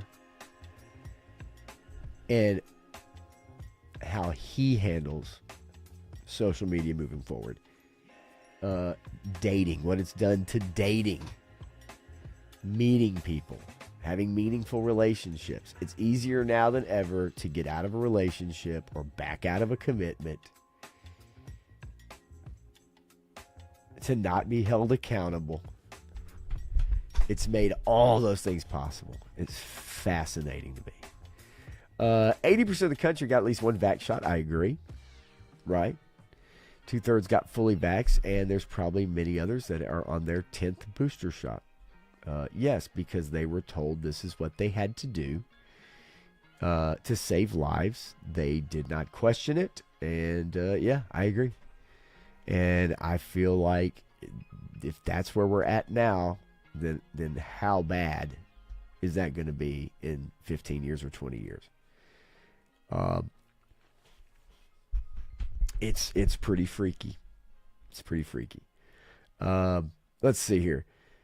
Yeah, fentanyl, meth, PDF files. It's nasty here. Eric obviously talking about California. Graphs the same in Western Washington. The whole coast. Graph says fentanyl slump, hookers, litter, graffiti, no right turn on red signs, 25 mile an hour on 4-lane arterials, speed bumps everywhere, roads being removed for bike lanes. Yes, that is here in Nashville as well. All of that. All of that. It is the globalist, multicultural, cars, mabad, oil, mabad, gasoline, mabad. We all need to be eating crickets and bugs, no steaks. We need to be riding bicycles, and we need solar fucking wind power and goddamn windmills in every fucking state. That's where that shit gets you. Yeah, no hope unless the party that has the numbers in this area it come back to reality. That's not going to happen. They have gone so far left. There's no going back to semi-normal. Yeah, no, I agree. Continuing, says it was a great place in the early 2010s. Very sad to be able to remember how fun it was here in the 80s, 90s, and 2000s. And the thing of it is a lot of people say, oh, well, they give you guys on the East Coast or down south, they give you the wrong impression of what's like here in California, or what's like here in Washington, what's like here in Oregon, or whatever. But the thing of it is like there's only so much massaging the mainstream leftist media can do to make it seem like that shit isn't happening when we see all the videos, when we see the protests, when we see the riots, when we see the looting, when we see the homelessness, when we see the needles, when we see the shit on the ground, when we see kids having to walk past homeless camps to go to fucking school, when we see business people trying to walk to work or being shouted at by fentanyl zombies, or people that are moaning, walking around like the goddamn Walking Dead, but Democratic lawmakers in every major city try to pretend like it's not a fucking problem, and then they refuse the help of the President of the United fucking States, who's trying to send people in to help this fucking problem, and they say, no, nothing's wrong in my city. Who the fuck do they think they're fucking fooling? These people are fucking retarded. Fucking retarded. And thank God more and more people are seeing this shit, including the legal immigrants who have come here, the Hispanics and other people that have come here, who've been here for 20, 30 years or 40 years or whatever, that didn't just come in the last year and a half, that have been here for a long time. These people are more conservative because they're not into that shit. They ain't down with that shit. They're not down with the gay shit. They're not down with the homeless shit and the drug shit. They're family people. They ain't down with that shit. And the Democrats thought they could capture those votes. They thought they could steal these people because they thought, oh, they're a bunch of dirty Mexicans who need our help because we're white fucking saviors. And they fucking thought it all fucking wrong.